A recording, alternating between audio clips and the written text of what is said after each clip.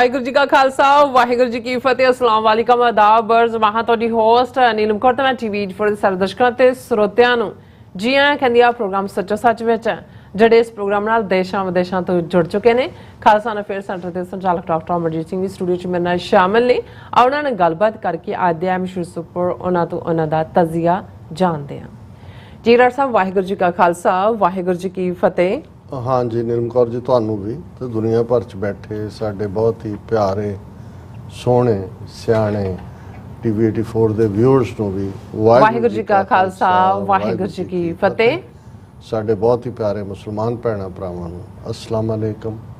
गंगा जमनी तहजीब ਦੇ ਹਿੰਦੂ ਤਵੀਆਂ ਨੂੰ नमो नमः। जी डॉक्टर साहब जी आनू प्रोग्राम सचो सच विच बहुत धन्यवाद जी। डॉक्टर साहब अज 5 अगस्त 2024 21 सावन नानक शाही संमत 556 ਦਾ ਦਿਨ ਹੈ ਤੇ ਡਾਕਟਰ ਸਾਹਿਬ ਪ੍ਰੋਗਰਾਮ ਸ਼ੁਰੂ ਕਰਨ ਤੋਂ ਪਹਿਲਾਂ ਅਸੀਂ ਆਪਣੇ ਦਰਸ਼ਕਾਂ ਦੀ ਸਰੋਤਿਆਂ ਨੂੰ ਹਮੇਸ਼ਾ ਤਰ੍ਹਾਂ ਦਾ ਸੀ ਵਿਊਅਰਸ ਹੈ ਜੇ ਤੁਸੀਂ ਹੱਕ ਸੱਚ ਇਨਸਾਫ ਤੇ ਪੈਰਾ ਦਿੰਦਾ ਇੱਕੋ ਇੱਕ ਚੈਨਲ ਟੀਵੀ 84 ਨੂੰ ਦੇਖਣਾ ਚਾਹੁੰਦੇ ਹੋ ਤਾਂ ਤੁਸੀਂ ਦੇਖ ਸਕਦੇ ਸਪੈਕਟਰਮ ਕੇਬਲ ਆਰਸੀਐਨ ਕੇਬਲ ਗਲਫਨ ਕੈਨੇਡਾ roku ਜਾਦੂ ਬਾਕਸ ਸ਼ਾਵਾ ਫੇਸਬੁੱਕ ਟੀਵੀ 84 ਦੇ ਐਪ ਰਾਹੀਂ online streaming and IP box ਤੇ ਤੁਸੀਂ ਟੀਵੀ 84 ਨੂੰ ਦੇਖ ਸਕਦੇ ਹੋ।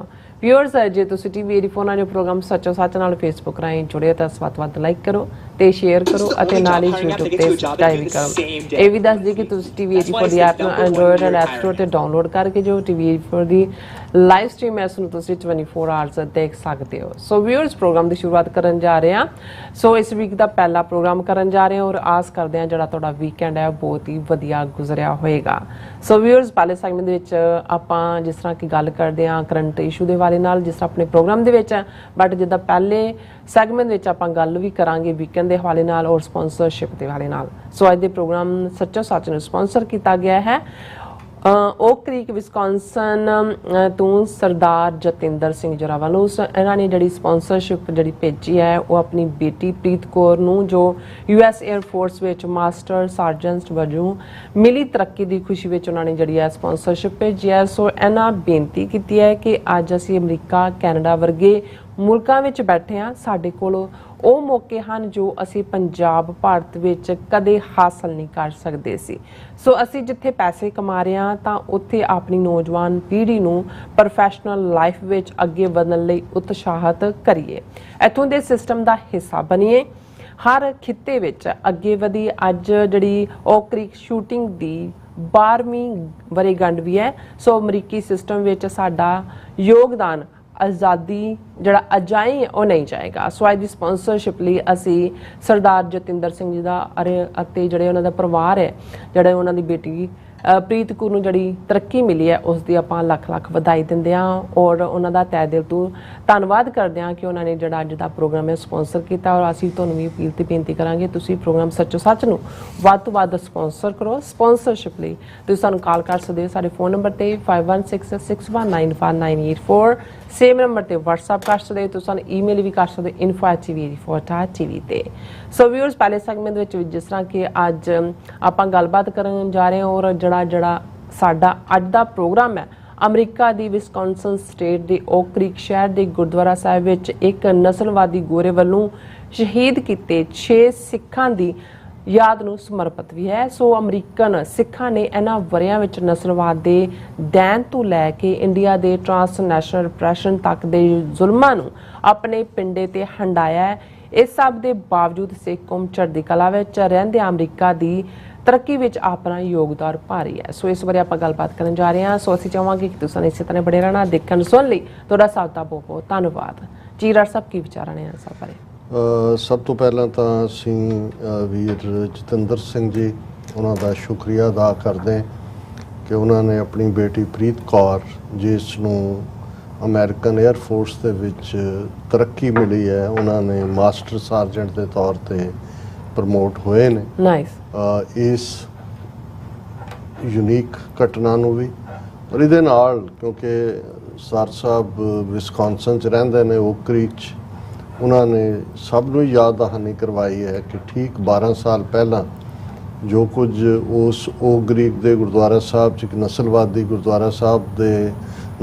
ਵੱਲੋਂ ਗੁਰਦੁਆਰਾ ਸਾਹਿਬ 'ਚ ਵੜ ਕੇ ਕੀਤਾ ਗਿਆ ਜਿਸ ਦਾ ਜ਼ਿਕਰ ਅਸੀਂ ਵੇਰਵੇ ਨਾਲ ਕਰਾਂਗੇ। 6 ਸਿੱਖ ਸ਼ਹੀਦ ਜਿਨ੍ਹਾਂ ਦੇ ਵਿੱਚ ਇੱਕ ਬੀਬੀ ਪਰਮਜੀਤ ਕੌਰ ਵੀ, ਉਹਨਾਂ ਦੀ ਯਾਦ ਨੂੰ ਵੀ ਸਾਨੂੰ ਵੀ ਯਾਦ ਦਿਵਾਇਆ ਜੀ ਔਰ ਉਹਨਾਂ ਦੇ ਰਾਹੀਂ ਅਸੀਂ ਅੱਜ ਦਾ ਲੀਡ ਸੈਗਮੈਂਟ ਵੀ ਉਹਨਾਂ ਦੀ ਯਾਦ ਨੂੰ ਸਮਰਪਿਤ ਕਰ ਰਹੇ ਹਾਂ। ਜੀ ਔਰ ਵੀਰ ਜਤਿੰਦਰ ਸਿੰਘ, ਜਿਵੇਂ ਕਿ ਅਮਰਵੀਰ ਸਿੰਘ ਹੋਰਾਂ ਨੇ ਦੱਸਿਆ ਕਿ ਪੁਰਾਣੇ ਡਾਕਟਰ ਰਣਜੀਤ ਸਿੰਘ ਹੋਰਾਂ ਦੇ ਜਾਣੂ ਰਹੇ ਨੇ, ਭਾਵੇਂ ਉਹਨਾਂ ਦੇ ਨਾਲ ਉਹਨਾਂ ਦਾ ਰਾਬਤਾ ਲੰਬਾ ਵਕਤ ਨਹੀਂ ਰਿਹਾ ਜਦੋਂ ਵੀ ਉਹ ਮਿਲੇ ਜਾਂ, ਲੇਕਿਨ ਜਦੋਂ ਡਾਕਟਰ ਸਾਹਿਬ ਨੇ ਚੜ੍ਹਾਈ ਕੀਤੀ ਉਸ ਤੋਂ ਬਾਅਦ ਉਹਨਾਂ ਨੇ ਉਹ TV 84 ਦੇ ਨਾਲ ਵੀ ਜੁੜੇ ਔਰ ਉਹਨਾਂ ਨੇ ਇਸ ਖਾਸ ਦਿਨ ਨੂੰ 5 ਅਗਸਤ ਨੂੰ ਚੁਣਿਆ ਸਪਾਂਸਰਸ਼ਿਪ ਭੇਜਣ ਦੇ ਲਈ।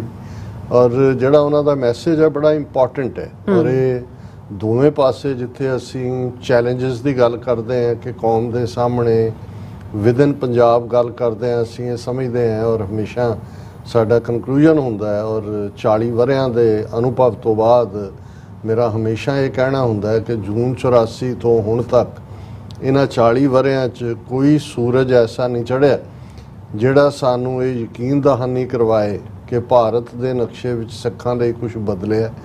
ਹਾਲਾਤ ਵੱਧ ਤੋਂ ਬਦਤਰ ਹੋਏ ਨੇ ਔਰ ਇਹਨਾਂ 40 ਵਰ੍ਹਿਆਂ 'ਚ ਹਰ ਚੜ੍ਹਦੇ ਸੂਰਜ ਨੇ ਇਹ ਯਕੀਨ ਦਹਾਨੀ ਬਣਾ ਦਿੱਤੀ ਹੈ ਕਿ ਭਾਰਤ ਦੇ ਨਕਸ਼ੇ ਵਿੱਚ ਸਿੱਖਾਂ ਦਾ ਕੋਈ ਮਸਲਾ ਹੱਲ ਨਹੀਂ ਹੋ ਸਕਦਾ। ਖਾਲਿਸਤਾਨ ਦੀ ਕਾਇਮੀ ਤੋਂ ਬਿਨਾਂ ਸਾਡੇ ਕੋਲ ਕੋਈ ਆਪਸ਼ਨ ਨਹੀਂ ਹੈ ਔਰ ਇਸ ਦੇ ਉੱਤੇ ਕਿਉਂਕਿ ਅਸੀਂ ਪਿਛਲੇ 12 ਵਰ੍ਹਿਆਂ ਤੋਂ ਹੀ ਲਗਾਤਾਰਤਾ ਦੇ ਨਾਲ ਗੱਲ ਵੀ ਕਰਦੇ ਆ ਰਹੇ, ਕਿਉਂਕਿ ਜਦੋਂ ਅਸੀਂ 12 ਵਰ੍ਹੇ ਓਕ ਕ੍ਰੀਕ ਦੀ ਯਾਦ ਦਹਾਨੀ ਕਰ ਰਹੇ ਹਾਂ ਅਗਸਤ ਦੇ ਮਹੀਨੇ, ਤੇ ਯਾਦ ਰਹੇ ਕਿ ਇਸੇ ਵਰ੍ਹੇ ਦੇ ਵਿੱਚ ਹੀ 2012 ਦੇ ਵਿੱਚ ਦਸੰਬਰ ਮਹੀਨੇ 'ਚ TV 84 ਦੀ ਸ਼ੁਰੂਆਤ ਹੋਈ ਔਰ ਇਹ ਵਾਕਿਆ ਜਦੋਂ ਓਕ ਕ੍ਰੀਕ ਦੇ ਵਿੱਚ ਹੋਇਆ, ਕੁਦਰਤੀ ਯੂਨਾਈਟਿਡ ਸਿੱਖਸ ਦਾ ਕੈਂਪ ਮਿਸ਼ੀਗਨ ਦੇ ਵਿੱਚ ਚੱਲ ਰਿਹਾ ਸੀ ਔਰ ਮੈਨੂੰ ਯਾਦ ਹੈ ਕਿ ਅਸੀਂ ਉਸੇ ਸ਼ਾਮ ਜਿਹੜਾ ਉੱਥੋਂ ਡਰਾਈਵ ਕਰਕੇ ਵਿਸਕੌਨਸਨ ਗਏ ਔਰ ਉਹ ਸਾਰੇ ਜਿਹੜੇ ਸ਼ੋਕ ਸਮਾਗਮਾਂ ਦਾ ਹਿੱਸਾ ਵੀ ਬਣੇ, ਮੀਡੀਆ ਦੇ ਨਾਲ ਵੀ ਗੁਫ਼ਤਗੂ ਹੋਈ। ਫਿਰ ਜਦੋਂ ਸਟੇਟ ਲੈਵਲ ਦੇ ਉੱਤੇ ਉਹਨਾਂ ਦਾ ਆਨਰ ਕੀਤਾ ਗਿਆ ਇਹਨਾਂ ਸ਼ਹੀਦਾਂ ਦਾ, ਮਿਸ਼ੇਲ ਓਬਾਮਾ ਨੇ ਵੀ ਵਿਜ਼ਿਟ ਕੀਤਾ, ਬਾਅਦ ਦੇ ਵਿੱਚ ਕਿਸ ਲੈਵਲ ਦੇ ਉੱਤੇ ਉਹਨਾਂ ਨੂੰ ਔਰ ਅਮਰੀਕਾ ਦੇ ਝੰਡੇ ਜਿਹੜੇ ਨੇ ਕਈ ਦਿਨ ਚੁੱਕੇ ਰੱਖੇ ਗਏ, ਹਾਫ ਮੈਸਟ ਜਿਹਨੂੰ ਅਸੀਂ ਕਹਿੰਦੇ ਔਰ ਇਕੱਲਾ ਅਮਰੀਕਾ 'ਚ ਹੀ ਨਹੀਂ ਸੀ, ਜਿੱਥੇ ਜਿੱਥੇ ਵੀ ਅਮਰੀਕਾ ਦੇ ਫੌਜੀ ਅੱਡੇ ਨੇ ਔਰ ਦੂਸਰੇ ਨੇ ਉਹਨਾਂ ਦੇ ਵਿੱਚ ਵੀ ਝੰਡੇ ਹਾਫ ਮਾਸਟ ਰਹੇ। ਇਹ ਪ੍ਰੈਜ਼ੀਡੈਂਟ ਓਬਾਮਾ ਵੱਲੋਂ ਔਰ ਜਿਵੇਂ ਵਾਈਟ ਹਾਊਸ ਨੇ ਔਰ ਪ੍ਰੈਜ਼ੀਡੈਂਟ ਓਬਾਮਾ ਨੇ ਮੈਸੇਜ ਦਿੱਤਾ ਸੀ ਕਿ ਵੀ ਇਹ ਸਿੱਖਾਂ ਦੇ ਗੁਰਦੁਆਰੇ ਤੇ ਹਮਲਾ ਜੇ ਉਹਨਾਂ ਦੇ ਸਿੱਖ ਹੋਣ ਕਰਕੇ ਹੈ ਤੇ ਅਸੀਂ ਵੀ ਸਾਰੇ ਸਿੱਖ ਹਾਂ ਔਰ ਇਹ ਬਹੁਤ ਵੱਡੀ ਗੱਲ ਸੀ ਉਸ ਪੀਰੀਅਡ ਦੀ। ਉਹਦੀ ਵੀ ਅਸੀਂ ਗੱਲ ਕਰਾਂਗੇ ਕਿ ਉਹ ਆਪਣੇ ਆਪ ਦੇ ਵਿੱਚ ਕਿਵੇਂ ਹਰ ਅਮਰੀਕਨ ਸਾਡੇ ਨਾਲ ਖਲੋਤਾ, ਕਿੰਨੇ ਸਮਾਗਮ ਉੱਥੇ ਉਹਨਾਂ ਦੀ ਯਾਦ 'ਚ ਹੋਏ। ਪਰ ਉਸ ਤੋਂ ਪਹਿਲਾਂ ਜਿਹੜਾ ਮੈਸੇਜ ਸਰ ਜਤਿੰਦਰ ਸਿੰਘ ਜੀ ਨੇ ਦਿੱਤਾ ਹੈ ਕਿ ਪੰਜਾਬ ਦੇ ਵਿੱਚ ਸਾਡੀ ਸਟਰਗਲ ਕੌਮੀ ਘਰ ਖਾਲਿਸਤਾਨ ਦੀ ਉਹ ਹੈ, ਰਹੇਗੀ, ਉਸ ਤੋਂ ਬਿਨਾਂ ਸਾਡੇ ਕੋਲ ਕੋਈ ਹੱਲ ਨਹੀਂ ਹੈ। ਬਾਹਰ ਬੈਠਾ ਸਿੱਖ ਡਾਇਸਪੋਰਾ ਜਿਹੜਾ ਲਗਭਗ 5 ਮਿਲੀਅਨ ਦੇ ਨੇੜੇ ਤੇੜੇ ਪਹੁੰਚ ਚੁੱਕਾ ਹੈ, ਉਸ ਨੇ ਇਹਨਾਂ ਮੁਲਕਾਂ 'ਚ ਰਹਿੰਦਿਆਂ ਵੀ ਚੈਲੰਜ ਫੇਸ ਕੀਤੇ ਨੇ। ਹਾਲਾਂ ਲਗਭਗ 125 ਸਾਲ ਸਿੱਖਾਂ ਦੀ ਹਿਸਟਰੀ ਹੈ ਇਸ ਮੁਲਕ 'ਚ, ਤੇ ਜੇ ਅਸੀਂ 19th ਸੈਂਚੁਰੀ ਐਂਡ ਤੋਂ ਲਗਾਤਾਰਤਾ ਨਾਲ ਦੇਖੀਏ ਤੇ ਫਿਰ ਵੱਡੇ ਵੱਡੇ ਚੈਲੰਜਸ, ਅਮਰੀਕਾ ਦੀ ਸਿਟੀਜ਼ਨਸ਼ਿਪ ਜਿਹੜੀ ਅੱਜ ਇੱਥੇ ਅਸਾਈਲਮ ਲੈ ਕੇ ਔਰ 3 ਸਾਲ ਜਾਂ 4 ਸਾਲ ਦੇ ਵਿੱਚ ਸਿਟੀਜ਼ਨ ਬਣੇ ਹੁੰਦੇ ਨੇ ਗ੍ਰੀਨ ਕਾਰਡ ਤੋਂ ਬਾਅਦ।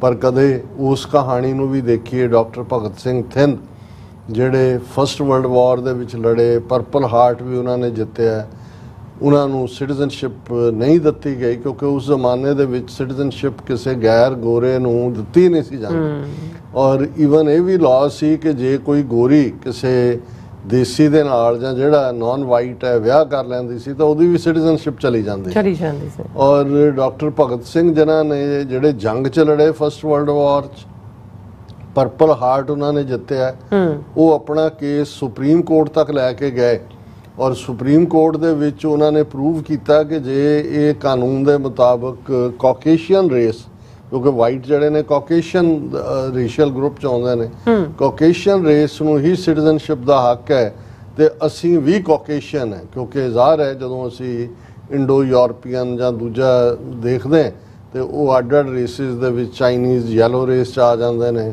ਔਰ ਇਸੇ ਤਰ੍ਹਾਂ ਜਿਹੜਾ ਇੱਕ ਹਿੱਸਾ ਹੈ ਵੱਡਾ ਉਹ ਮੰਗਲੋਇਡ ਕਰਕੇ ਜਿਨ੍ਹਾਂ ਦੇ ਵਿੱਚ ਇਹ ਸਾਰੇ ਹੀ ਜਿਹੜੇ ਜਦੋਂ ਅਸੀਂ ਈਸਟ ਏਸ਼ੀਆ ਦੀ ਗੱਲ ਕਰਦੇ ਹਾਂ ਸੋ ਉਹਦੇ ਵਿੱਚ ਚਾਈਨਾ ਵੀ ਹੈ, ਜਾਪਾਨ ਵੀ ਹੈ, ਨਾਰਥ ਕੋਰੀਆ, ਸਾਊਥ ਕੋਰੀਆ ਔਰ ਭਾਰਤ ਦੇ ਬਹੁਤ ਸਾਰੇ ਈਵਨ ਨਾਰਥ ਈਸਟ ਦੇ ਵੀ ਉਸ ਫੀਚਰਸ ਵਾਈਜ਼ ਔਰ ਬੋਨੀ ਸਟਰਕਚਰ ਵਾਈਜ਼ ਉਹਦੇ 'ਚ ਆਉਂਦੇ ਨੇ। ਔਰ ਕਿਉਂਕਿ ਸਾਡਾ ਪੰਜਾਬ ਦੇ ਖਿੱਤੇ ਦਾ ਜਿਹੜਾ ਬੋਨੀ ਸਟਰਕਚਰ ਔਰ ਰੇਸ਼ੀਅਲ ਜਾਂ DNA ਵਾਈਜ਼ ਵਾਈਟ ਵੱਲ ਹੀ ਜਾਂਦਾ, ਕਾਕੇਸ਼ੀਅਨ ਮਾਊਂਟੇਨਸ ਅਫਗਾਨਿਸਤਾਨ ਔਰ ਯੂਰਪ ਉਸ ਨੂੰ ਵੰਡਦੀਆਂ ਨੇ। ਔਰ ਇਹ ਕਿਉਂਕਿ ਮਾਈਗ੍ਰੇਸ਼ਨ ਵੱਡੇ ਪੈਮਾਨੇ ਤੇ ਹੁੰਦੀ ਰਹੀ, ਉਹ ਪਾਰਟ ਰਿਹਾ ਉਹਦੇ ਇੱਕ ਡਿਫਰੈਂਟ ਵੇਰਵਾ ਹੈ। ਲੇਕਿਨ ਸੁਪਰੀਮ ਕੋਰਟ ਨੇ ਵੀ ਇਹ ਕਹਿ ਕੇ ਡਿਨਾਈ ਕੀਤਾ ਕਿ ਬੇਸ਼ੱਕ ਇਹ ਠੀਕ ਹੈ ਕਾਕੇਸ਼ੀਅਨ ਦੇ ਉਹਨਾਂ ਨੇ ਜੋ ਵੀ ਆਪਣਾ ਕੇਸ ਦਿੱਤਾ, ਪਰ ਜਦੋਂ ਇਹ ਕਾਨੂੰਨ ਬਣਾਇਆ ਗਿਆ ਸੀ ਉਦੋਂ ਜਿਹੜੀ ਇਹਦੀ ਇੰਟੈਂਟ ਸੀ ਉਹ ਇਹ ਨਹੀਂ ਸੀ ਕਿ ਸਭ ਨੂੰ ਦਿੱਤੀ ਜਾਏ, ਫਿਰ ਡਿਨਾਈ ਕਰਤਾ ਗਿਆ 2 ਵਾਰ। ਔਰ ਬਾਅਦ ਦੇ ਵਿੱਚ 1930 ਦੇ ਨੇੜੇ ਤੇੜੇ ਜਾ ਕੇ ਫਿਰ ਉਹਨਾਂ ਨੂੰ ਜਿਹੜੀ ਸਿਟੀਜ਼ਨਸ਼ਿਪ ਦਿੱਤੀ ਇਸ ਹੈਡਿੰਗ ਦੇ ਥੱਲੇ ਕਿ ਸਾਬਕਾ ਵੈਟਰਨ ਜਿਹੜੇ ਨੇ ਭਾਵੇਂ ਉਹ ਕਿਸੇ ਰੇਸ ਤੇ ਵੀ ਸੀ ਫੌਜੀ, ਤੇ ਉਹਨਾਂ ਨੂੰ ਅਸੀਂ ਸਿਟੀਜ਼ਨਸ਼ਿਪ ਦਿੰਦੇ। ਔਰ ਇਹ ਕਹਾਣੀ ਇਸ ਲਈ ਕਿਉਂਕਿ ਇਹ ਜਦੋਂ ਅਸੀਂ ਸਿੱਖ ਰੈਜ਼ਿਲੀਅੰਸ ਦੀ ਗੱਲ ਕਰਦੇ ਹਾਂ, ਸਿੱਖ ਰੈਜ਼ਿਸਟੈਂਸ ਦੀ ਗੱਲ ਕਰਦੇ ਹਾਂ, ਸਿੱਖ ਫਾਈਟਿੰਗ ਦੀ ਗੱਲ ਕਰਦੇ ਹਾਂ, ਇਕੱਲਾ ਇਹ ਨਹੀਂ ਹੈ ਕਿ ਵੀ ਅਸੀਂ ਜਦੋਂ ਅੰਗਰੇਜ਼ਾਂ ਤੋਂ ਜਾਂ ਮੁਗਲਾਂ ਤੋਂ ਜਾਂ ਦਰਾ ਖੈਬਰ ਪਾਰ ਦੇ ਹਮਲਾਵਰਾਂ ਤੋਂ ਆਜ਼ਾਦੀ ਦਾ ਆਪਣਾ ਇਤਿਹਾਸ ਸੁਣਾਉਂਦੇ ਤੇ ਇਹ ਉੱਥੋਂ ਤੱਕ ਮਹਿਦੂਦ ਹੈ। ਸਿੱਖ ਜਿੱਥੇ ਗਏ ਉਹਨਾਂ ਨੇ ਇਨਜਸਟਿਸ ਦੇ ਖਿਲਾਫ ਝੰਡਾ ਚੁੱਕਿਆ, ਉਸ ਸਿਸਟਮ ਦੇ ਵਿੱਚ ਉਹਨਾਂ ਨੇ ਆਪਣਾ ਬੈਸਟ ਦਿੱਤਾ ਜੋ ਦੇ ਸਕਦੇ ਸੀ, ਲੋਕਾਂ ਦੇ ਹੱਕਾਂ ਲਈ ਖਲੋਤੇ। ਔਰ ਕਿਉਂਕਿ ਅਸੀਂ ਹੁਣ ਦੁਨੀਆ ਦੇ ਜਿਹੜੇ ਵੱਡੇ ਕੰਟੀਨੈਂਟ ਨੇ ਉਹਨਾਂ 'ਚ ਸਭ ਤੋਂ ਵੱਡਾ ਕੰਟੀਨੈਂਟ ਅਫਰੀਕਾ ਹੈ। ਅਫਰੀਕਾ ਦੇ ਵਿੱਚ ਲਗਭਗ 54 ਮੁਲਕ ਨੇ, 54 ਆਬਾਦੀ ਵਾਈਜ਼ ਭਾਵੇਂ ਏਸ਼ੀਆ ਵੱਡਾ ਮਹਾਦੀਪ ਹੈ ਜਾਂ ਵੱਡਾ ਕੰਟੀਨੈਂਟ ਹੈ, ਪਰ ਜੇ ਤੁਸੀਂ ਈਵਨ ਅਫਰੀਕਾ ਦੇ ਵਿੱਚ ਵੀ ਜਾ ਕੇ ਦੇਖੋਗੇ, ਕੀਨੀਆ ਦੇ ਵਿੱਚ ਇੱਕ ਸਰਦਾਰ ਸਾਹਿਬ ਹੀਰੋ ਨੇ ਉਹਨਾਂ ਦੇ, ਜਿਨ੍ਹਾਂ ਨੇ ਕੀਨੀਅਨ ਸਟਰਗਲ ਦੇ ਵਿੱਚ ਕਿੰਨਾ ਵੱਡਾ ਹਿੱਸਾ ਪਾਇਆ, ਇਵੇਂ ਹੀ ਯੁਗਾਂਡਾ ਔਰ ਦੂਸਰੇ ਮੁਲਕਾਂ 'ਚ ਵੀ। ਸੋ ਇਹ ਸਿੱਖਾਂ ਦੀ ਪ੍ਰੋਗਰਾਮਿੰਗ ਹੈ ਜਿਹੜੀ 10 ਗੁਰੂ ਸਾਹਿਬਾਨ ਨੇ 230 ਵਰ੍ਹਿਆਂ ਦੇ ਵਿੱਚ ਗੁਰੂ ਨਾਨਕ ਸਾਹਿਬ ਤੋਂ ਖਾਲਸਾ ਸਾਜਨਾ ਤੱਕ ਕੀਤੀ ਹੋਈ ਹੈ ਕਿ ਅਸੀਂ ਜਿੱਥੇ ਜਾਵਾਂਗੇ ਉੱਥੇ ਜਿਹੜਾ ਉਹ ਬਰਾਬਰੀ ਦੀ ਗੱਲ ਕਰਾਂਗੇ, ਹੱਕ ਦੀ ਗੱਲ ਕਰਾਂਗੇ, ਕਿਰਤ ਕਮਾਈ ਕਰਾਂਗੇ। ਇਸੇ ਤਰ੍ਹਾਂ ਆਸਟ੍ਰੇਲੀਆ ਦੇ ਵਿੱਚ ਜਦੋਂ ਸਿੱਖ 19ਵੀਂ ਸਦੀ ਦੇ ਅਖੀਰ 'ਚ ਆਏ, ਕਿੰਨੇ ਸਾਰੇ ਉਹਨਾਂ ਨੇ ਹੁਣ ਤਾਂ ਇਤਿਹਾਸਕ ਸਬੂਤ ਵੀ ਸਾਂਭੇ ਨੇ। ਉਹ ਘੋੜੇ ਦੇ ਨਾਲ, ਘੋੜਾ ਗੱਡੀ ਰਾਹੀਂ ਜਿਹੜੀਆਂ ਛੋਟੀਆਂ ਚੀਜ਼ਾਂ ਵਪਾਰੀਆਂ ਵਾਂਗ ਵੇਚਦੇ ਸੀ, ਜਾਂ ਜਿਵੇਂ ਯੂਰਪ ਦੇ ਵਿੱਚ ਹੁਣ ਉਹ ਫਲੀ ਮਾਰਕੀਟ ਲੱਗਦੀ ਹੈ ਜਾਂ ਉਹ ਛੋਟਾ ਕਰਦੇ ਨੇ, ਇਵੇਂ ਹੀ ਉਹਨਾਂ ਨੇ ਸ਼ੁਰੂ ਕੀਤਾ।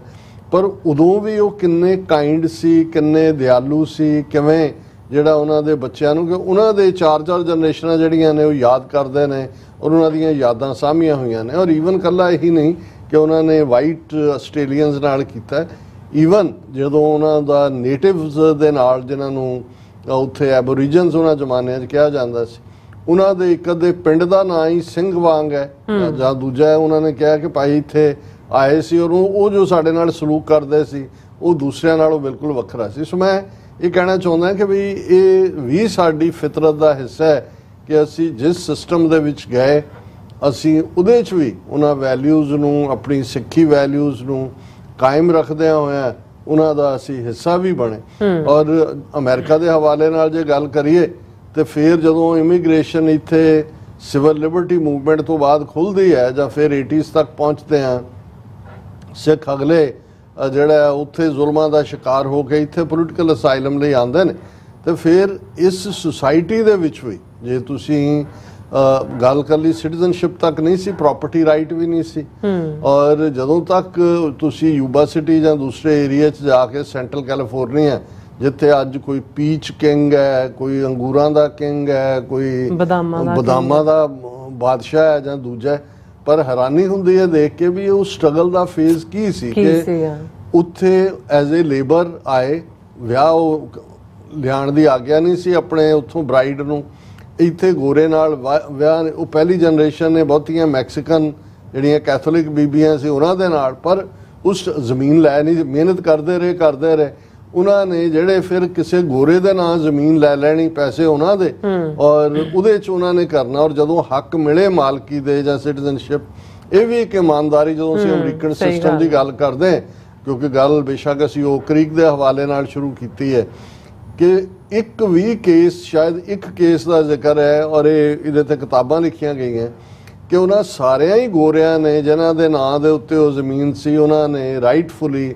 ਉਹ ਹੱਕ ਉਹਨਾਂ ਨੂੰ ਦੇ ਦਿੱਤੇ ਵਾਪਸ, ਔਰ ਉਹਨਾਂ ਨੂੰ ਉਹਨਾਂ ਦਾ ਰਾਦਰ ਸ਼ੁਕਰੀਆ ਅਦਾ ਕੀਤਾ ਕਿ ਤੁਸੀਂ ਸਾਡੇ ਤੇ ਟਰਸਟ ਕੀਤਾ। ਸੋ ਇਹ ਵੀ ਇੱਕ ਉਸ ਸਟਰਗਲ ਦੀ ਕਹਾਣੀ ਹੈ ਕਿ ਵੀ ਅਸੀਂ ਕਿੱਥੋਂ ਨਿਕਲ ਕੇ ਫਿਰ ਸੈਕੰਡ ਵਰਲਡ ਵਾਰ 'ਚ ਸਿੱਖਾਂ ਦਾ ਯੋਗਦਾਨ ਕੀ ਹੈ ਓਵਰਆਲ ਕੁੱਲ ਮਿਲਾ ਕੇ। ਉਹ ਜਦੋਂ ਅਸੀਂ 2 ਵਰਲਡ ਵਾਰਸ ਦੇ ਵਿੱਚ ਦੇਖਦੇ, ਕਿਉਂਕਿ ਫਸਟ ਵਰਲਡ ਵਾਰ 'ਚ ਤਾਂ ਬਹੁਤ ਵੱਡੀ ਗਿਣਤੀ 'ਚ ਸਿੱਖ ਆਏ ਹੀ ਆਏ, ਔਰ ਬਾਹਰਲੇ ਮੁਲਕਾਂ 'ਚੋਂ ਮਿਡਲ ਈਸਟ ਹੋਏ, ਜਾਂ ਜਦੋਂ ਅਸੀਂ ਬੈਟਲ ਆਫ ਗੈਲੀਪੋਲੀ ਕਹਿੰਦੇ ਆ ਤੁਰਕੀ ਔਰ ਦੂਜੇ ਉਹ ਸਾਰੇ। ਲੇਕਿਨ ਸੈਕੰਡ ਵਰਲਡ ਵਾਰ ਦੇ ਵੇਲੇ ਵੀ ਅਸੀਂ ਦੇਖਦੇ ਹਾਂ ਕਿ ਵੀ ਯੂਰਪ ਦੇ ਵਿੱਚ ਫਰਾਂਸ ਹੋਏ, ਬੈਲਜੀਅਮ ਹੋਏ, ਕਿਸ ਲੈਵਲ ਦੇ ਉੱਤੇ ਕੁਰਬਾਨੀਆਂ ਹੋਈਆਂ। ਔਰ ਉਸ ਸੈਕੰਡ ਵਰਲਡ ਵਾਰ ਤੋਂ ਬਾਅਦ ਜਿਹੜਾ ਵਰਲਡ ਆਰਡਰ ਬਣਦਾ ਹੈ ਅਮਰੀਕਾ ਦੇ ਵਿੱਚ, ਔਰ ਦੂਸਰੀ ਪਹਿਲੀ ਵੇਵ ਜਿਹੜੀ 1960 'ਚ ਸਿੱਖਾਂ ਦੀ, ਜਿਸ ਦੇ ਵਿੱਚ ਡਾਕਟਰਸ ਇੰਜੀਨੀਅਰਸ ਨੇ, ਉਦੋਂ ਫਿਰ ਅਸੀਂ ਦੇਖਦੇ ਹਾਂ ਕਿ ਜਿਹੜਾ ਸਿਲਸਿਲਾ 1912-13 ਦੇ ਵਿੱਚ ਟੁੱਟ ਗਿਆ ਸੀ। 1912-13 ਮੈਂ ਇਸ ਲਈ ਜ਼ਿਕਰ ਕਰਦਾ ਕਿ ਸਭ ਤੋਂ ਪੁਰਾਣਾ ਗੁਰਦੁਆਰਾ ਅਮਰੀਕਾ ਦੇ ਵਿੱਚ ਸਟਾਕਟਨ ਦੇ ਵਿੱਚ Pacific cost Khalsa Diwan society 1912-13 'ਚ ਐਸਟੈਬਲਿਸ਼ ਹੁੰਦਾ, ਜਦੋਂ ਸੰਤ ਤੇਜਾ ਸਿੰਘ ਔਰ ਬਾਬਾ ਵਿਸਾਖਾ ਸਿੰਘ, ਬਾਬਾ ਸੋਹਣ ਸਿੰਘ ਪਕਨਾ, ਕਰਤਾਰ ਸਿੰਘ ਸਰਾਭਾ, ਉਹ ਸਾਰਾ ਜਿਹੜਾ ਪਾਰਟ। ਔਰ ਇੱਕ ਸਟੇਜ ਤੇ 8000 ਦੇ ਕਰੀਬ ਸਿੱਖ ਉਦੋਂ 1912-13 'ਚ 20ਵੀਂ ਸਦੀ ਦੀ ਬਿਗਨਿੰਗ 'ਚ ਕੈਲੀਫੋਰਨੀਆ ਔਰ ਬ੍ਰਿਟਿਸ਼ ਕੋਲੰਬੀਆ 'ਚ ਸਨ। ਉਹਨਾਂ 'ਚੋਂ 7000 ਵਾਪਸ ਚਲੇ ਗਏ ਸੀ, ਜਿਨ੍ਹਾਂ ਨੇ ਗਦਰ ਪਾਰਟੀ ਰਾਹੀਂ ਜਿਹੜਾ ਅੰਗਰੇਜ਼ਾਂ ਨੂੰ ਕੱਢਣ ਦਾ ਜਿਹੜਾ ਉਹ ਉਦਮ ਕੀਤਾ। ਹਾਲਾਂ ਵੱਖਰੀ ਕਹਾਣੀ ਹੈ ਕਿ ਭਾਈ ਉਹਨਾਂ ਦੇ ਨਾਲ ਕੀ ਵਾਪਰਿਆ, ਜਾਂ ਕਿਵੇਂ ਫਾਂਸੀਆਂ ਔਰ ਕਾਲਾ ਪਾਣੀ ਔਰ ਪ੍ਰਾਪਰਟੀਆਂ ਜ਼ਬਤ ਔਰ ਰਿਗੋਰਸ ਇੰਪ੍ਰਿਜ਼ਨਮੈਂਟ ਔਰ ਦੂਸਰਾ। ਲੇਕਿਨ ਉਸ ਤੋਂ ਬਾਅਦ ਇੱਕ ਵੱਡਾ ਠਹਿਰਾਵ ਆਇਆ, ਕਿਉਂਕਿ ਸਭ ਕੁਝ ਬੰਦ ਹੋ ਗਿਆ, ਇੱਥੇ ਵੀ ਇਸ ਕਿਸਮ ਦੇ ਕਾਨੂੰਨ ਬਣ ਗਏ। ਲੇਕਿਨ 1960 ਤੋਂ ਬਾਅਦ ਫਿਰ ਉਹ ਵੇਵ ਜਿਨ੍ਹਾਂ ਨੇ ਫਿਰ ਜਿੱਥੇ ਜਿੱਥੇ ਵੀ ਆਏ ਉਹਨਾਂ ਨੇ ਗੁਰਦੁਆਰੇ ਸਥਾਪਿਤ ਕਰ ਰਹੇ। ਗੁਰਦੁਆਰਾ ਰਿਚਮੰਡ ਹਿੱਲ ਇੱਥੋਂ ਦਾ, ਜਾਂ ਬੋਸਟਨ ਦੇ ਵਿੱਚ, ਜਾਂ ਅਸੀਂ ਦੇਖਦੇ ਹਾਂ ਕਿ ਸਾਰੇ ਪੀਰੀਅਡ ਦੇ ਵਿੱਚ 80ਵਿਆਂ ਦੀ ਵੇਵ ਤੋਂ ਬਾਅਦ ਅਸੀਂ ਦੇਖਦੇ ਹਾਂ ਕਿ ਫਿਰ ਵੱਡੀ ਗਿਣਤੀ ਦੇ ਵਿੱਚ ਸਿੱਖਾਂ ਦੀ ਆਮਦ, ਪਰਿਵਾਰਾਂ ਦੀ ਆਮਦ ਵੀ।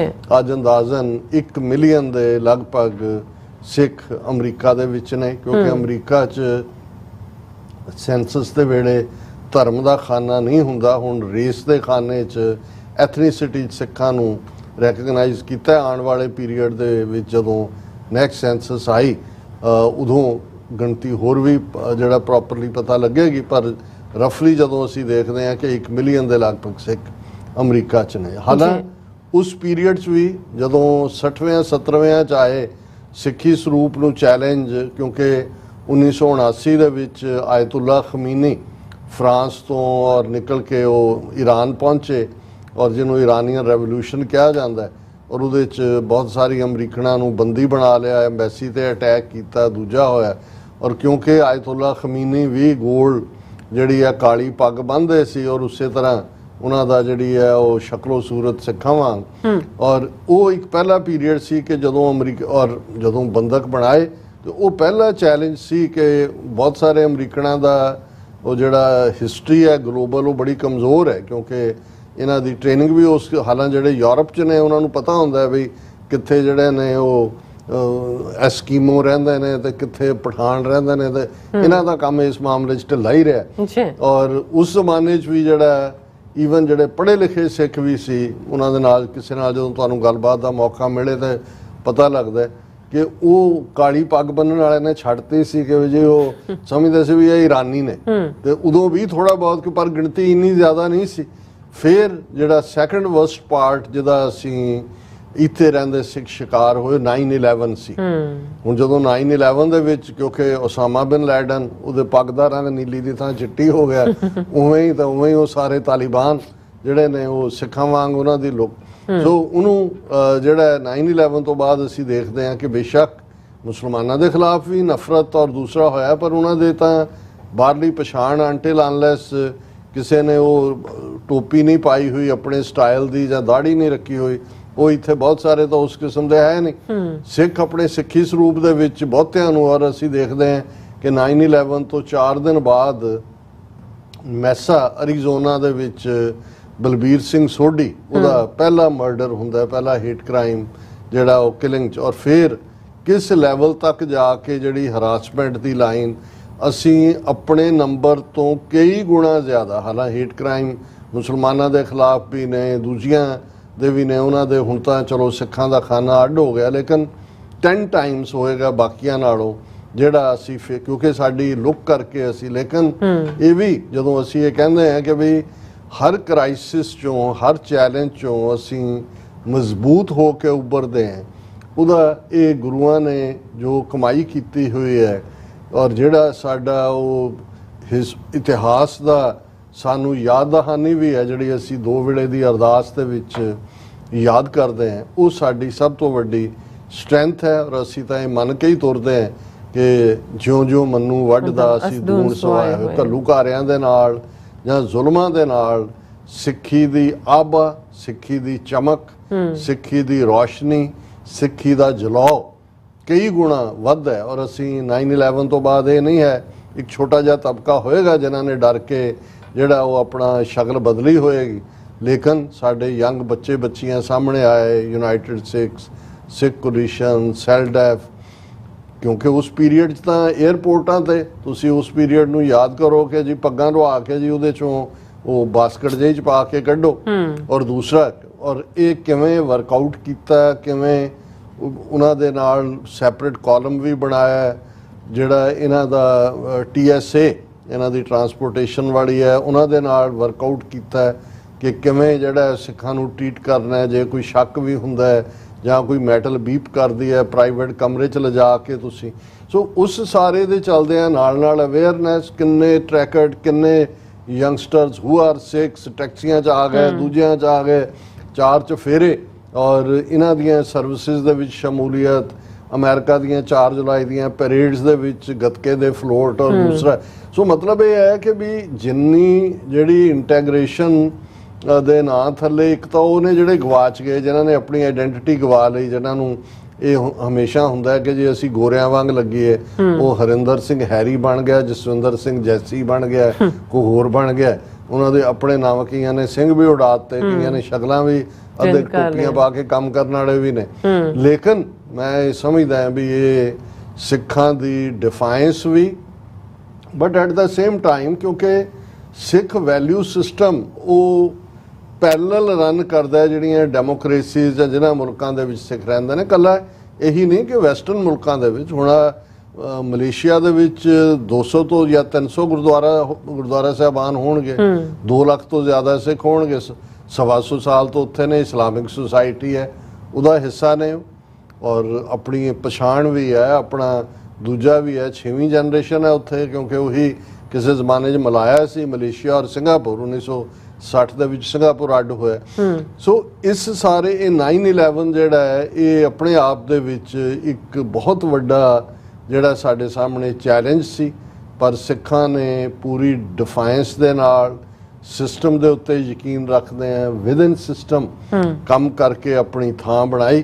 ਔਰ ਫਿਰ ਅਸੀਂ ਇਹ ਦੇਖਦੇ ਹਾਂ ਕਿ ਜਦੋਂ ਅੱਜ ਤੋਂ ਠੀਕ 12 ਸਾਲ ਪਹਿਲਾਂ ਅਸੀਂ ਵਿਸਕੌਨਸਨ ਦੇ ਓਕਰੀ ਗੁਰਦੁਆਰਾ ਸਾਹਿਬ 'ਚ ਇੱਕ ਨਸਲਵਾਦੀ ਗੋਰੇ ਵੱਲੋਂ ਐਤਵਾਰ ਦੇ ਦੀਵਾਨ ਵੇਲੇ, ਅਜੇ ਦੀਵਾਨ ਸ਼ੁਰੂ ਨਹੀਂ ਸੀ ਹੋਇਆ, ਸ਼ੁਰੂਆਤੀ ਪੀਰੀਅਡ ਸੀ, ਲੰਗਰ ਤਿਆਰ ਹੋ ਰਿਹਾ ਸੀ, ਕੁਛ ਆਏ ਸੀ, ਜਿਵੇਂ ਉਹਨੇ ਅੰਦਰ ਵੜ ਕੇ, ਔਰ ਉਹ ਰੇਸਿਸਟ ਸੀ, ਨਸਲਵਾਦੀ ਸੀ, ਬਾਅਦ 'ਚ ਹਾਲਾਂ ਉਹਨੂੰ ਮੌਕੇ ਦੇ ਉੱਤੇ ਮਾਰ ਦਿੱਤਾ ਗਿਆ। ਉਸ ਦੇ ਵਿੱਚ ਜਿਹੜਾ ਲੈਫਟੀਨੈਂਟ ਬ੍ਰਾਇਨ ਮਰਫੀ, ਜਿਹਨੇ ਬੜੀ ਬਹਾਦਰੀ ਦਾ ਕਾਰਨਾਮਾ, ਪੁਲਿਸ ਜਦੋਂ ਵੀ ਪਹੁੰਚੀ ਉਸਨੇ ਜਿਹੜਾ ਉਹਨੂੰ ਸ਼ੂਟ ਡਾਊਨ ਕੀਤਾ। ਆਪ ਵੀ ਬ੍ਰਾਇਨ ਮਰਫੀ ਬੜਾ ਸੀਰੀਅਸਲੀ ਜ਼ਖਮੀ ਹੋਇਆ, ਬੜੀ ਇਸ ਕਿਸਮ ਦੀ ਇੰਜਰੀ ਸੀ।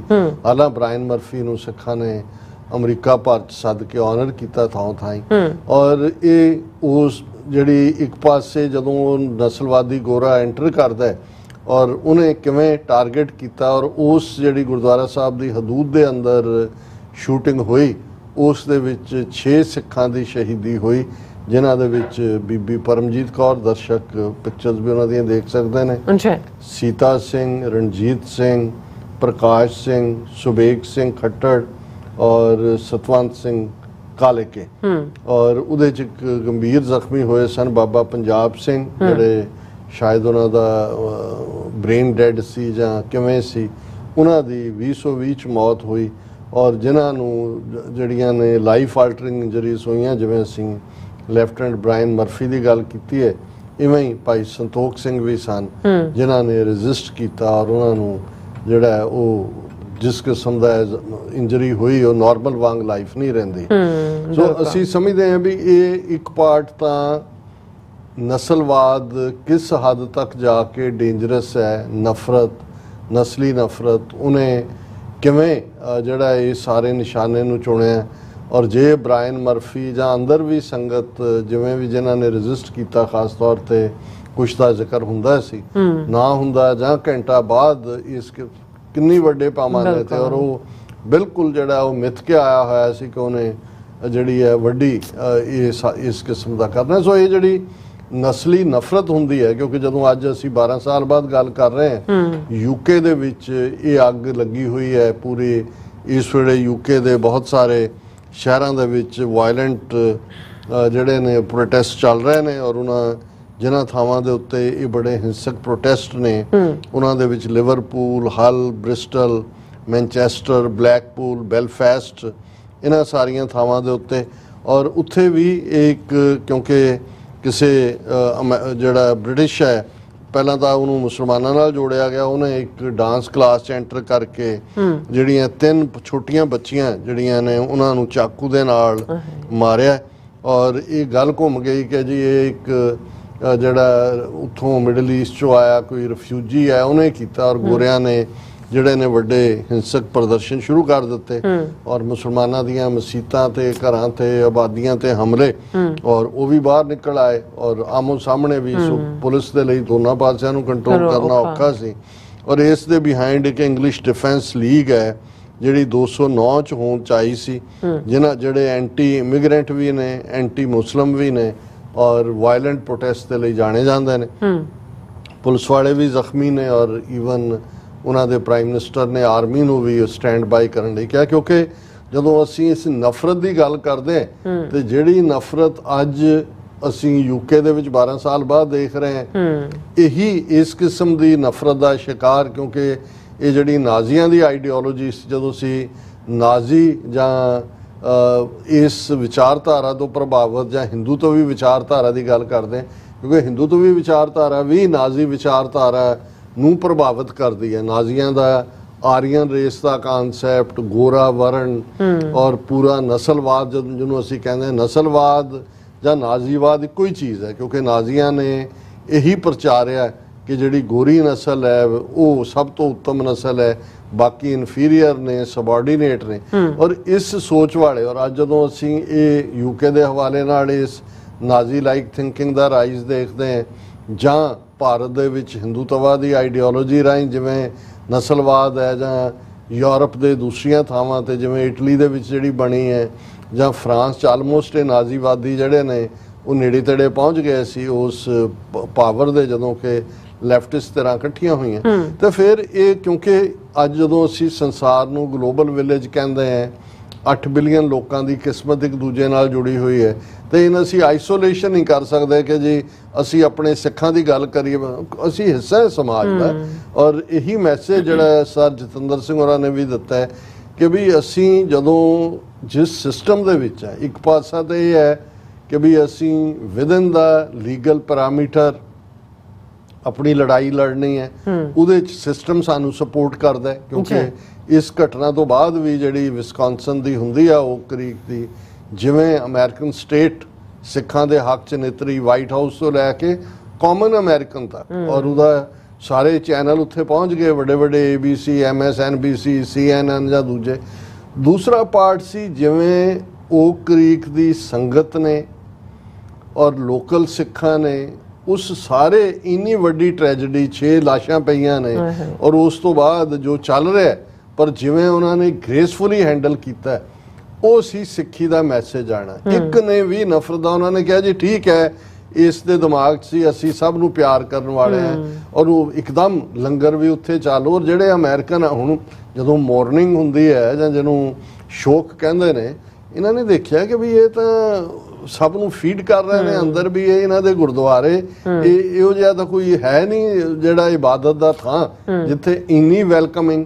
ਔਰ ਫਿਰ ਕਈ ਦਿਨ ਕਈ ਹਫ਼ਤੇ ਫਿਰ ਜਦੋਂ ਉਹਨਾਂ ਦੀ ਅੰਤਮ ਅਰਦਾਸ ਵੀ ਹੋਈ, ਸੰਸਕਾਰ ਅੰਤਮ ਅਰਦਾਸ, ਜਿਵੇਂ ਸਟੇਟ ਲੈਵਲ ਦੇ ਉੱਤੇ ਉਹਨਾਂ ਨੂੰ ਆਨਰ ਦਿੱਤਾ ਗਿਆ, ਕਿਉਂਕਿ ਮੈਂ ਜਿਵੇਂ ਪਹਿਲਾਂ ਦੱਸਿਆ ਮੈਂ ਤਾਂ ਉਸੇ ਸ਼ਾਮ ਹੀ ਆਲਮੋਸਟ ਪਹੁੰਚ ਗਏ ਔਰ ਅਗਲੇ ਦਿਨਾਂ ਦੇ ਵਿੱਚ ਉੱਥੇ ਹੀ ਰਹੇ। ਬਾਅਦ ਦੇ ਵਿੱਚ ਉਹ ਸਾਰੇ 'ਚ ਗੁਰਦੁਆਰੇ 'ਚ ਵੀ ਮੈਂ ਐਡਰੈਸ ਕੀਤਾ, ਉਹ ਕ੍ਰੀਕ ਵਿਸਕੌਨਸਨ ਵਾਲੇ 'ਚ। ਔਰ ਜਿਸ ਲੈਵਲ ਦੇ ਉੱਤੇ ਅਮਰੀਕਨਾਂ ਨੇ, ਔਰ ਉਹਨਾਂ ਦਿਨਾਂ ਦੇ ਵਿੱਚ ਟਰੈਵਲ ਕਰਦੇ ਆ, ਜਿੱਥੇ ਵੀ ਮੈਂ ਕਿਤੇ 에ਅਰਪੋਰਟ ਤੇ ਹੋਣਾ, ਕਿੰਨਿਆਂ ਨੇ ਆ ਕੇ ਕਹਿਣਾ ਵੀ feel very sorry for what happen to your people. ਔਰ ਕਿਉਂਕਿ ਮੇਨ ਸਟ੍ਰੀਮ ਮੀਡੀਆ ਨੇ ਵੀ ਆ ਕੇ ਦੱਸਿਆ ਕਿ ਵੀ ਇਹ ਹੈ ਜਿਹੜਾ ਧਰਮ ਜਿਹਦੇ 'ਚ ਕੋਈ ਨਫ਼ਰਤ ਦੀ ਥਾਂ ਨਹੀਂ ਹੈ। ਔਰ ਉਸ ਤੋਂ ਬਾਅਦ ਤਾਂ ਬਹੁਤ ਕੁਝ ਜਿਹੜਾ ਬਦਲਿਆ ਇਹ ਸਾਰੇ ਦੌਰ ਦੇ ਵਿੱਚ।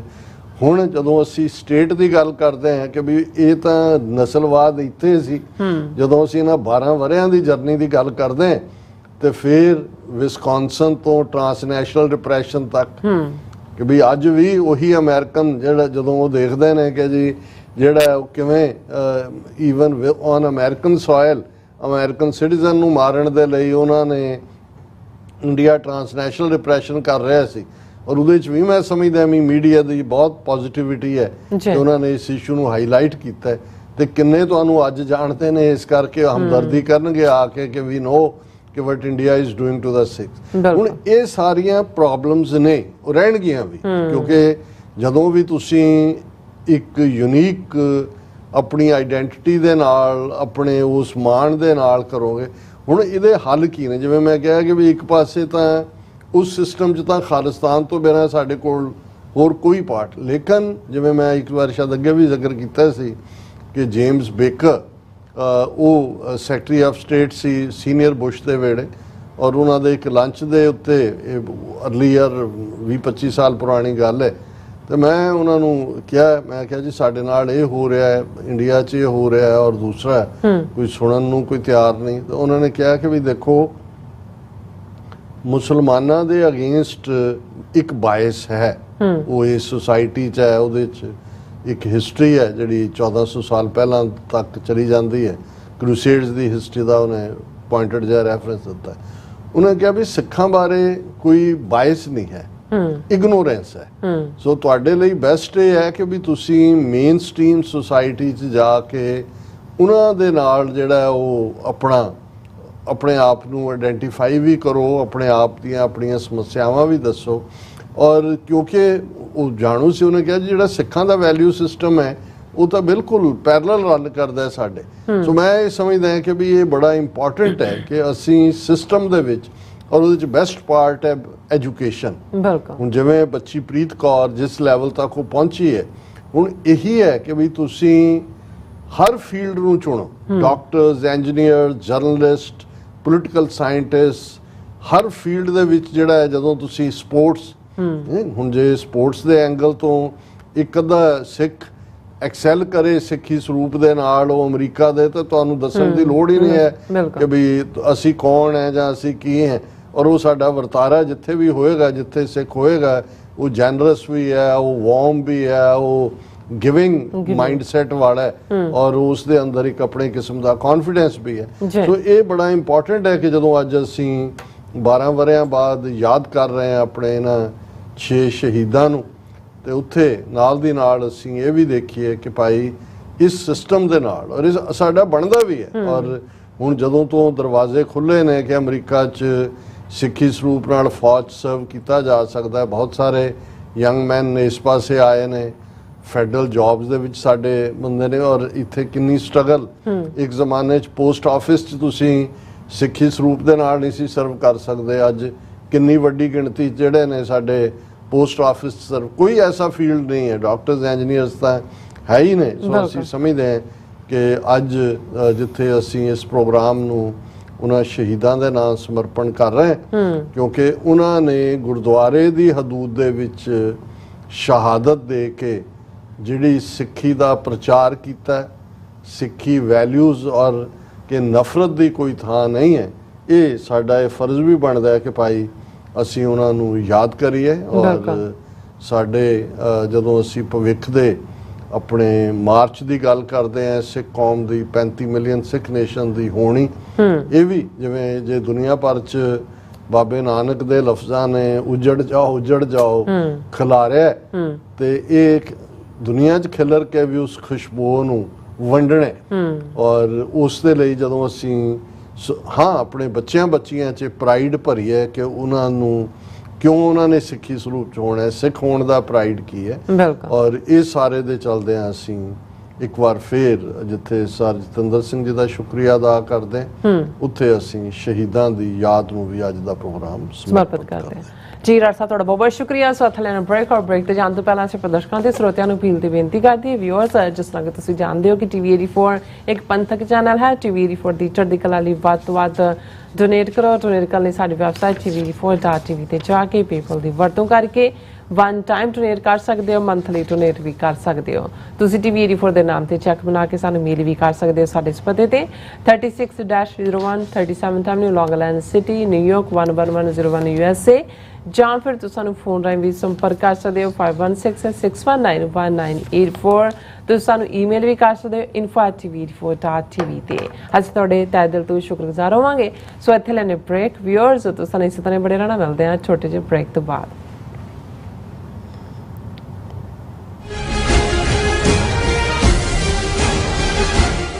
ਪ੍ਰੇਰਨਾਦਾਇਕ ਮਾਪੇ ਕਿਵੇਂ ਬਣੀਏ, ਸਿੱਖੀ ਨੂੰ ਆਪਣੇ ਪਰਿਵਾਰਕ ਜੀਵਨ ਵਿੱਚ ਕਿਵੇਂ ਲਿਆਈਏ ਤੇ ਕਿਵੇਂ ਪਰਿਵਾਰਕ ਨੀਹਾਂ ਮਜ਼ਬੂਤ ਬਣਾਈਏ।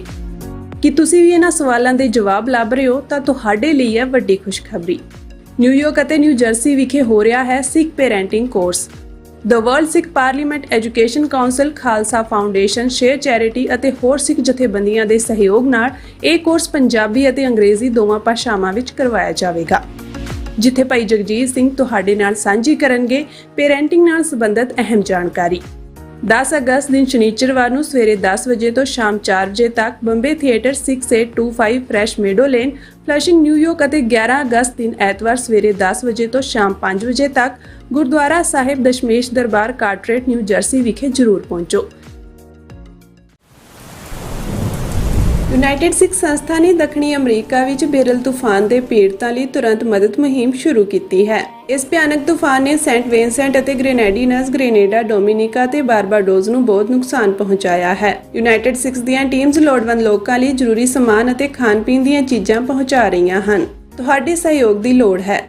ਕਿਰਪਾ ਕਰਕੇ ਇਹ ਸਮਾਨ ਦਾਨ ਕਰੋ। ਖਾਣ-ਪੀਣ ਦੀਆਂ ਚੀਜ਼ਾਂ, ਤਿਰਪਾਲ, ਜਨਰੇਟਰ, ਕੱਪੜੇ, ਤੰਬੂ, ਟਾਇਲਟ ਪੇਪਰ, ਬਰਸਾਤੀ ਕੋਟ, ਸੈਨੇਟਰੀ ਪੈਡ, ਹਰੇਕ ਸਾਈਜ਼ ਦੇ ਡਾਈਪਰ ਆਦਿ। ਡੋਨੇਟ ਕਰਨ ਲਈ contact@unitedsikhs.org ਤੇ ਸੰਪਰਕ ਕਰੋ। ਮਦਦ ਕਰਨ ਲਈ ਕਿਰਪਾ ਕਰਕੇ ਸਾਡੀ ਵੈਬਸਾਈਟ ਤੇ ਡੋਨੇਟ ਕਰੋ। ਅਮਰੀਕਾ ਵਿੱਚ ਰਹਿ ਰਹੇ ਹੋ ਅਤੇ ਡਰਾਈਵਿੰਗ ਲਾਇਸੈਂਸ ਲੈਣਾ ਚਾਹੁੰਦੇ ਹੋ ਤੇ ਲੱਭ ਰਹੇ ਹੋ ਇੱਕ ਤਜਰਬੇਕਾਰ ਡਰਾਈਵਿੰਗ ਸਕੂਲ, ਤਾਂ ਤੁਹਾਡੇ ਲਈ ਹੈ ਵੱਡੀ ਖੁਸ਼ਖਬਰੀ। ਕੈਲੀਫੋਰਨੀਆ ਦਾ ਸਟਾਕਟਨ ਟਰੱਕ ਡਰਾਈਵਿੰਗ ਸਕੂਲ ਤੁਹਾਨੂੰ ਦੇਵੇਗਾ ਡਰਾਈਵਿੰਗ ਸਿਖਲਾਈ ਅਤੇ ਡਰਾਈਵਿੰਗ ਦੌਰਾਨ ਪੇਸ਼ ਆਉਂਦੀਆਂ ਮੁਸ਼ਕਲਾਂ ਨਾਲ ਨਜਿੱਠਣ ਦੀ ਸਿਖਲਾਈ। 25 ਸਾਲ ਤੋਂ ਵੀ ਵੱਧ ਦੇ ਤਜਰਬੇ ਨਾਲ ਤੁਹਾਨੂੰ ਮਿਲੇਗੀ ਡਰਾਈਵਿੰਗ ਨਾਲ ਸੰਬੰਧਿਤ ਹਰ ਤਰ੍ਹਾਂ ਦੀ ਸਿਖਲਾਈ, ਉਹ ਵੀ ਵਾਜਿਬ ਕੀਮਤ ਵਿੱਚ। ਫਿਰ ਦੇਰ ਕਿਸ ਗੱਲ ਦੀ, ਅੱਜ ਹੀ ਸੰਪਰਕ ਕਰੋ 2097883308 ਜਾਂ ਫਿਰ 2093139919 ਨੰਬਰਾਂ ਤੇ ਅਤੇ ਪਾਓ ਆਪਣਾ ਡਰਾਈਵਿੰਗ ਲਾਇਸੈਂਸ।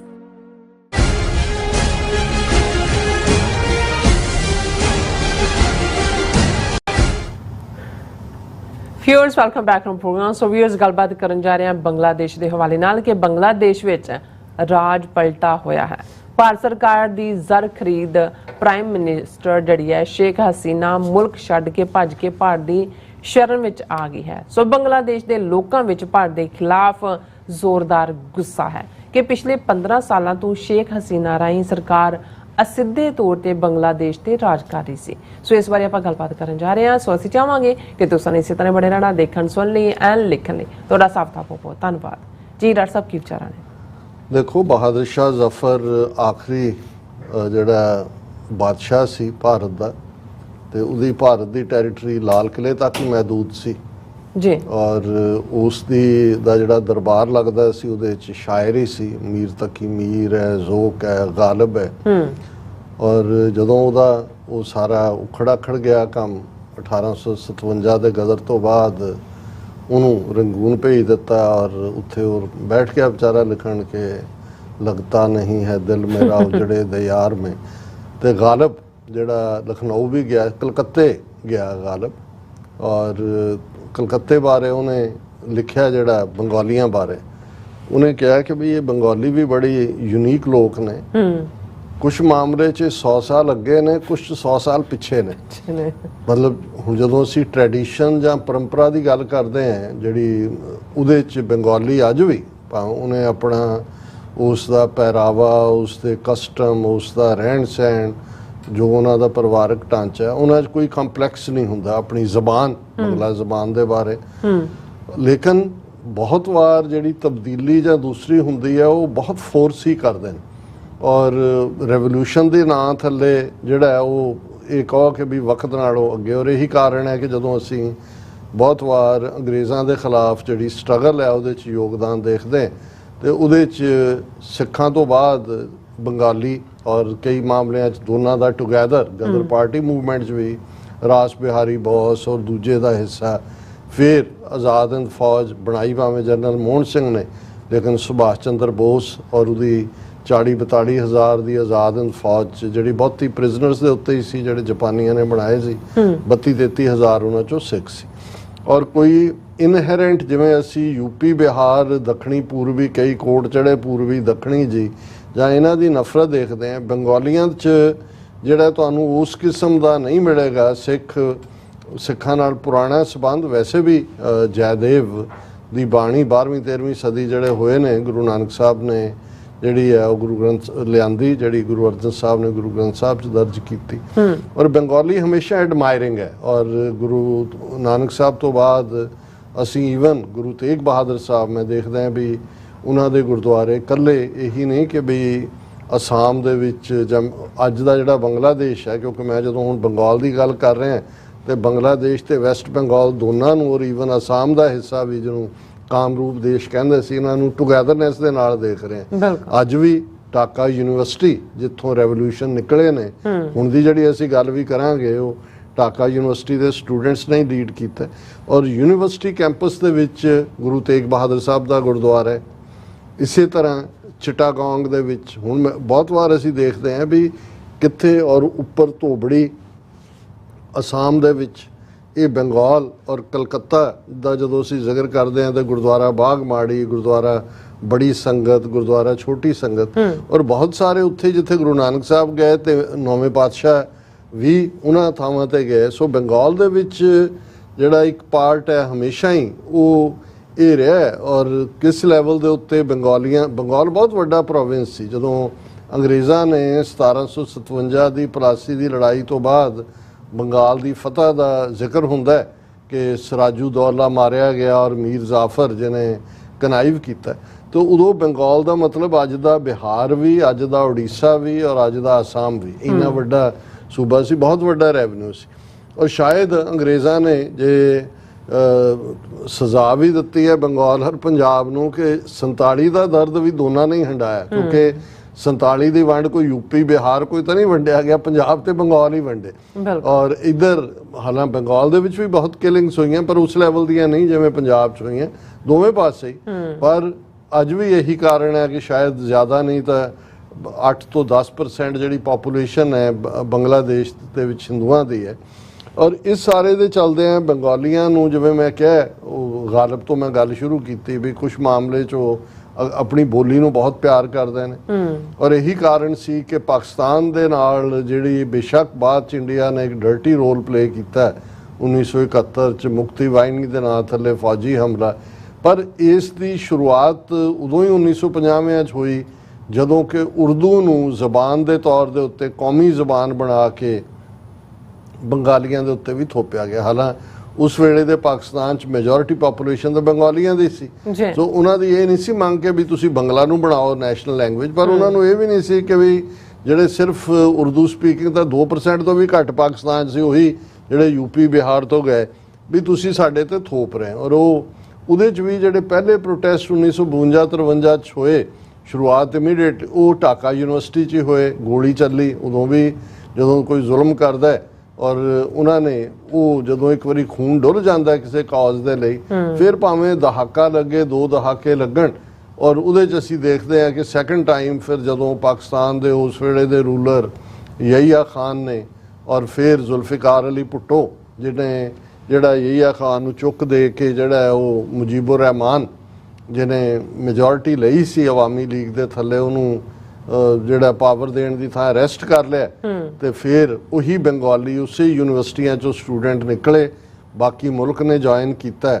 ਔਰ ਇਹ ਇੱਕ ਵੱਖਰੀ ਕਹਾਣੀ ਹੈ ਕਿ ਭਾਰਤੀ ਫੌਜ ਨੇ ਫਿਰ 14 ਦਿਨ ਦੇ ਅੰਦਰ ਉੱਥੋਂ ਬਾਰਡਰ ਤੋਂ ਢਾਕਾ ਪਹੁੰਚ ਕੇ ਲਗਭਗ 92-93 ਹਜ਼ਾਰ ਪਾਕਿਸਤਾਨੀ ਫੌਜੀ ਔਰ ਸਿਵਿਲੀਅਨ ਉਹਨਾਂ ਨੂੰ ਸਰੈਂਡਰ ਕਰਨ ਤੇ ਮਜਬੂਰ ਕੀਤਾ ਔਰ ਬੰਗਲਾਦੇਸ਼ ਬਣਿਆ। ਔਰ ਇਹ ਵੀ ਜਦੋਂ ਅਸੀਂ, ਕਿਉਂਕਿ ਇਹ ਸਾਰੀਆਂ ਸਾਡੀਆਂ ਯਾਦਾਂ ਦਾ ਜਾਂ ਅੱਖਾਂ ਸਾਹਮਣੇ ਵਾਪਰੀਆਂ ਘਟਨਾਵਾਂ ਨੇ, 71 ਤਾਂ ਉਹ ਸਟੂਡੈਂਟ ਪੀਰੀਅਡ ਸੀ ਸਾਡਾ ਵੀ।